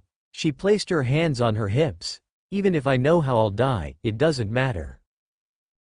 I'd die in the end, but that just makes you want to enjoy the here and now even more. She sent a knowing look towards Mash. Doing good deeds because you feel like it and doing bad deeds because it makes you happy. That's just what being human is all about. As long as you enjoy yourself in the moment and make the most of your own life, that's what matters. The pointed at the shielder. That's the type of life I'd wish for. One day, Mash, I'm sure you'll find your own wish if you haven't. The woman sighed, raising her hand and rubbing her forehead before she looked down at Ash. I had a lot of fun, kid. I laughed, I drank, I fought, and I did it all with a crew of the weirdest bunch I'm ever going to meet, but in the end, even if you were an asshole for the most of it, I didn't hate you. She admitted with a shrug, I'm sorry you died before you found your own wish. But I hope you find another one out there that makes you do something for you without a single regret in the world. Ash stared at her unblinkingly before he sighed. Your way of life will always be alien to me. That will not change. Maybe. Drake admitted easily. Maybe it won't. She threw a thumb over at Ritsuka and Mash. I'm relying on this bunch to take care of you and try and get you to liven up. Even Oscar did stuff he wanted. Best fisherman I ever met, and he did it because he enjoyed it and nothing else. I am not Oscar. Probably not nearly as good a fisherman for a start. Drake joked before she turned away to stare at the horizon. Well, I guess I'll be seeing you all. Before you all go, I want to ask that you remember all the times we had here. Good and bad, it was one hell of an adventure we had. It was rough, it got sad. Drake looked back at Ritsuka. But I had fun. She pointed at the master, and I bet you did too. At the end of the day, that's all that mattered. How worthless. Ritsuka stared unblinkingly with a frozen expression as Drake's head was separated from her body by a sudden blur of movement. Her expression, still frozen in smile, remained that way even as the head clumped against the ground and rolled across the surface. The master stared at the corpse for a few moments before his brain caught up with what had happened. Wah. Master. Archer roughly gripped his shoulder and dragged him back while throwing himself in front of Mash to stop her movements. Wah. The shielder gaped at him, but Archer. Drake is. Unless you want to join her, stay back. He ordered her with steel in his voice as he glared back at the figure which had just emerged. Havel shifted his body to face the new arrival, throwing himself towards them. Be gone. The figure flicked their hand, Havel being struck dead in the chest by a flash of light which launched him across the deck of the Golden Hind like a rag doll and slumped against the railings unmoving. Fujimaru-kun. Romani cried out through the communicator. What happened? Fujimaru-kun. The screens cut out and were stuck with audio. What's going on, and why have Drake's life signs been cut out? Ritsuka stared at the new arrival. The air in front of Archer shimmered as Boudica manifested herself again, using her sword as a brace as she stood herself up on one leg. Ash attempted to climb to his feet only to grimace as he forced his body to move in spite of his injuries. Such a pathetic figure was a pioneer of the stars? The man spoke in a disgusted voice. raising his left hand with his fingers slick with blood before he flicked them clean. It seems as the eras flow onwards, humans seem to only degrade themselves further. Fujimaru-kun. We're picking up a new spirit origin. This one dwarfs the giant enemy you faced. What is going on down there? The man stood casually in front of them without a care in the world, his long wild hair freely flowing down from his head in a braided ponytail which draped over his shoulder and down his front. Clad in ornamental red robes with a silver collar and shoulder guards with black highlights, the man casually stepped over Drake's corpse without sparing it a second glance. His cold golden eyes turned themselves down at the head before his head tilted slightly. He hummed, leaning down and picking Drake's severed head off the floor of the ship and staring at it. Intriguing, he mused as he scanned the head before dismissing it entirely. Archer-san. Mash continued to struggle. Drake-san is.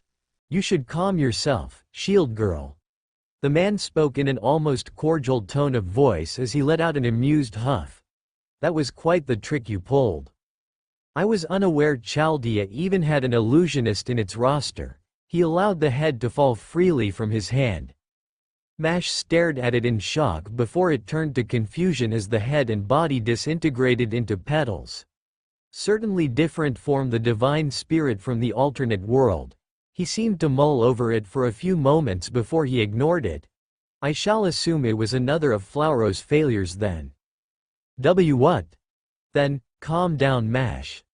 Da Vinci spoke through the screen. If it's illusionism, then Drake isn't dead yet. Chaldea, the man frowned, so your voices are still present after all. He shrugged, it does not matter to me either way. His eyes fell on the group as if noticing them for the first time since his arrival. They swept across them before they landed on Mash. Staring at her in silence for a few moments before they moved on. Then landed on Ash, the saber still pulling himself to his feet as he struggled to stand up. A pitiful sight indeed. His lips pulled into a frown. Quite how Flauros and Furnius blundered their way into defeat against you eludes me. And, Ritska spoke out in a curt tone of voice, who are you? The man's eyes remained on the saber for a few moments with a hint of intrigue in them before they left him and turned towards Ritska, staring at the boy without a hint of emotion to them. Yes, that's right, he realized, one of the masters who existed only to fill in the spare seats. Fujimaru Ritska, I will correct your ignorance as to my identity if you have yet to discover it thus far. He offered in such a way that it felt pandering to them. The names Flauros and Furnius are the names of familiars who belong to a certain king. The man explained as he stood in front of them with his arms casually at his side. They made up only 2 of his 72 familiars. Together, they were labeled the 72 demon gods. This king utilized their abilities to govern his country with them. He stared dead into Ritska's eyes. That king was Solomon. In the past, he was the 3rd king of Israel. Now with those demon pillar gods. He is the one who set about the incineration of humanity. King Solomon, Romani muttered out. That can't. Solomon, Ritska muttered under his breath before he frowned at the man, David's son. Solomon stared back before his own lips pulled into a frown. Solomon was offered up to God to become a king greater than David from before he was even born. David's role was as Solomon's progenitor and nothing else. His relationship with me is nothing, he curtly replied. So, Archer stared down at where Drake had been before he looked at Solomon. I suppose you are here to finish us now we are weakened. Solomon shifted his attention to Archer before he raised an eyebrow. Why would you assume such a thing? In the very beginning. I don't even recognize you as enemies. What purpose would your death serve me? You attempted to kill Drake. Ash pointed out as he leaned against the railings, matching Solomon's blank tone with one of his own. A whim. Solomon admitted without much of a care, nothing more. I arrived in this singularity and merely decided to remove an eyesore. And why are you here? Ritska asked again with a steeled tone of voice. Solomon shifted his attention from Ash to the master within the blink of an eye. Why? Solomon replied with an equally steeled tone. That should be my question to you. He floated off the ground into the air. What are you attempting to achieve here? Do you believe that correcting the singularities will undo the incineration of humanity? Solomon's eyes narrowed. You are mistaken in that belief. Even if you undid the work of all 7 of my singularities, it changes nothing. Unless you defeat me, you will forever remain as nothing but a distant memory until Chaldea's shielding fails. At which point you will cease to be even that. Solomon's aura magnified to the point where Archer cringed.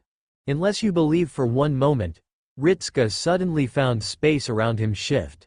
Within the blink of an eye he had moved from being stood behind Mash to finding himself directly in front of Solomon.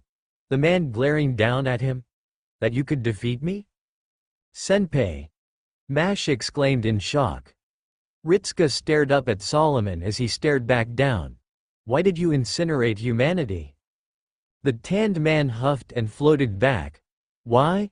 Because it became disgusting to look at. To behold your lives was beyond revolting. Solomon explained. It was something I could no longer allow, so I did away with it. Humans were pointless, your lives held no meaning, and therefore to allow your continued existence was repugnant to me. For a brief moment, his eyes shifted from Mash to Ash before back to Ritska. That is why. Ritska remained silent as Solomon floated back into the air and stared down at the servants. Take this warning as my mercy to you. He commanded. Why do you continue to fight with the knowledge that only death awaits you at the end?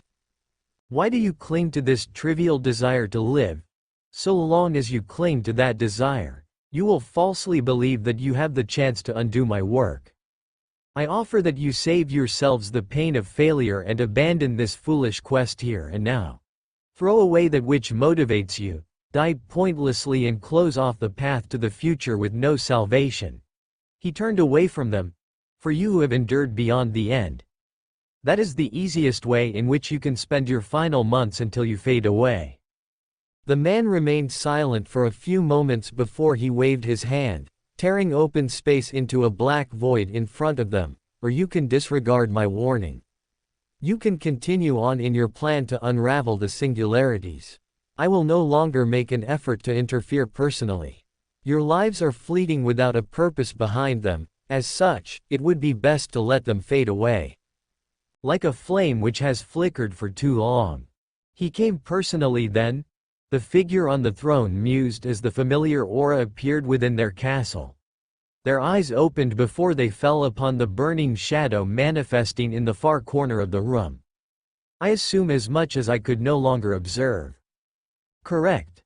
The burning bush replied cordially before it released an amused chuckle. I had not expected it, but it was a pleasant surprise regardless.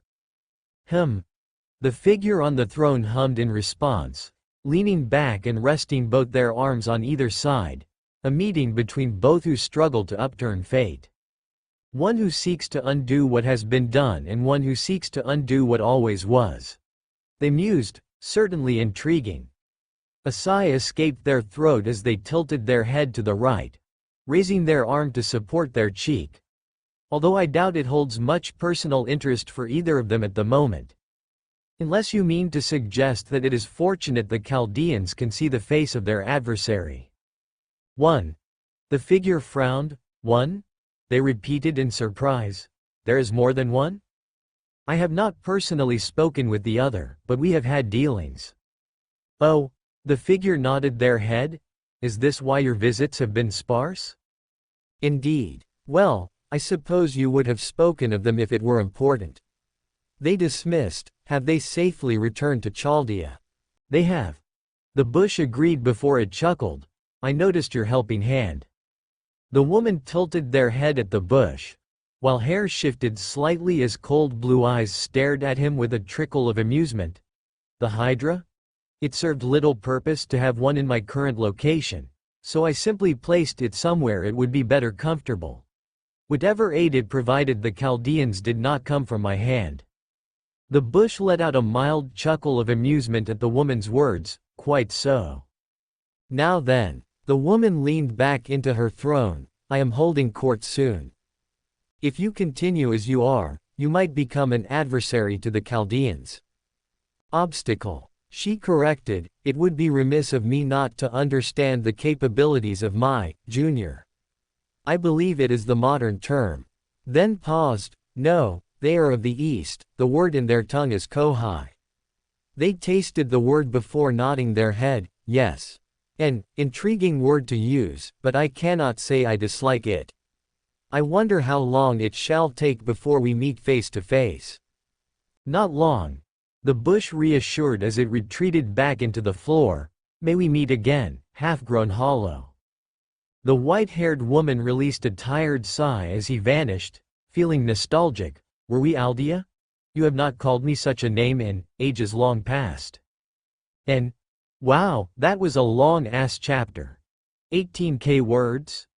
Yikes. But I suppose I wanted this done and dusted pretty quickly and didn't want another cliffhanger, so here we are. I doubt chapters will be quite this long in the future though.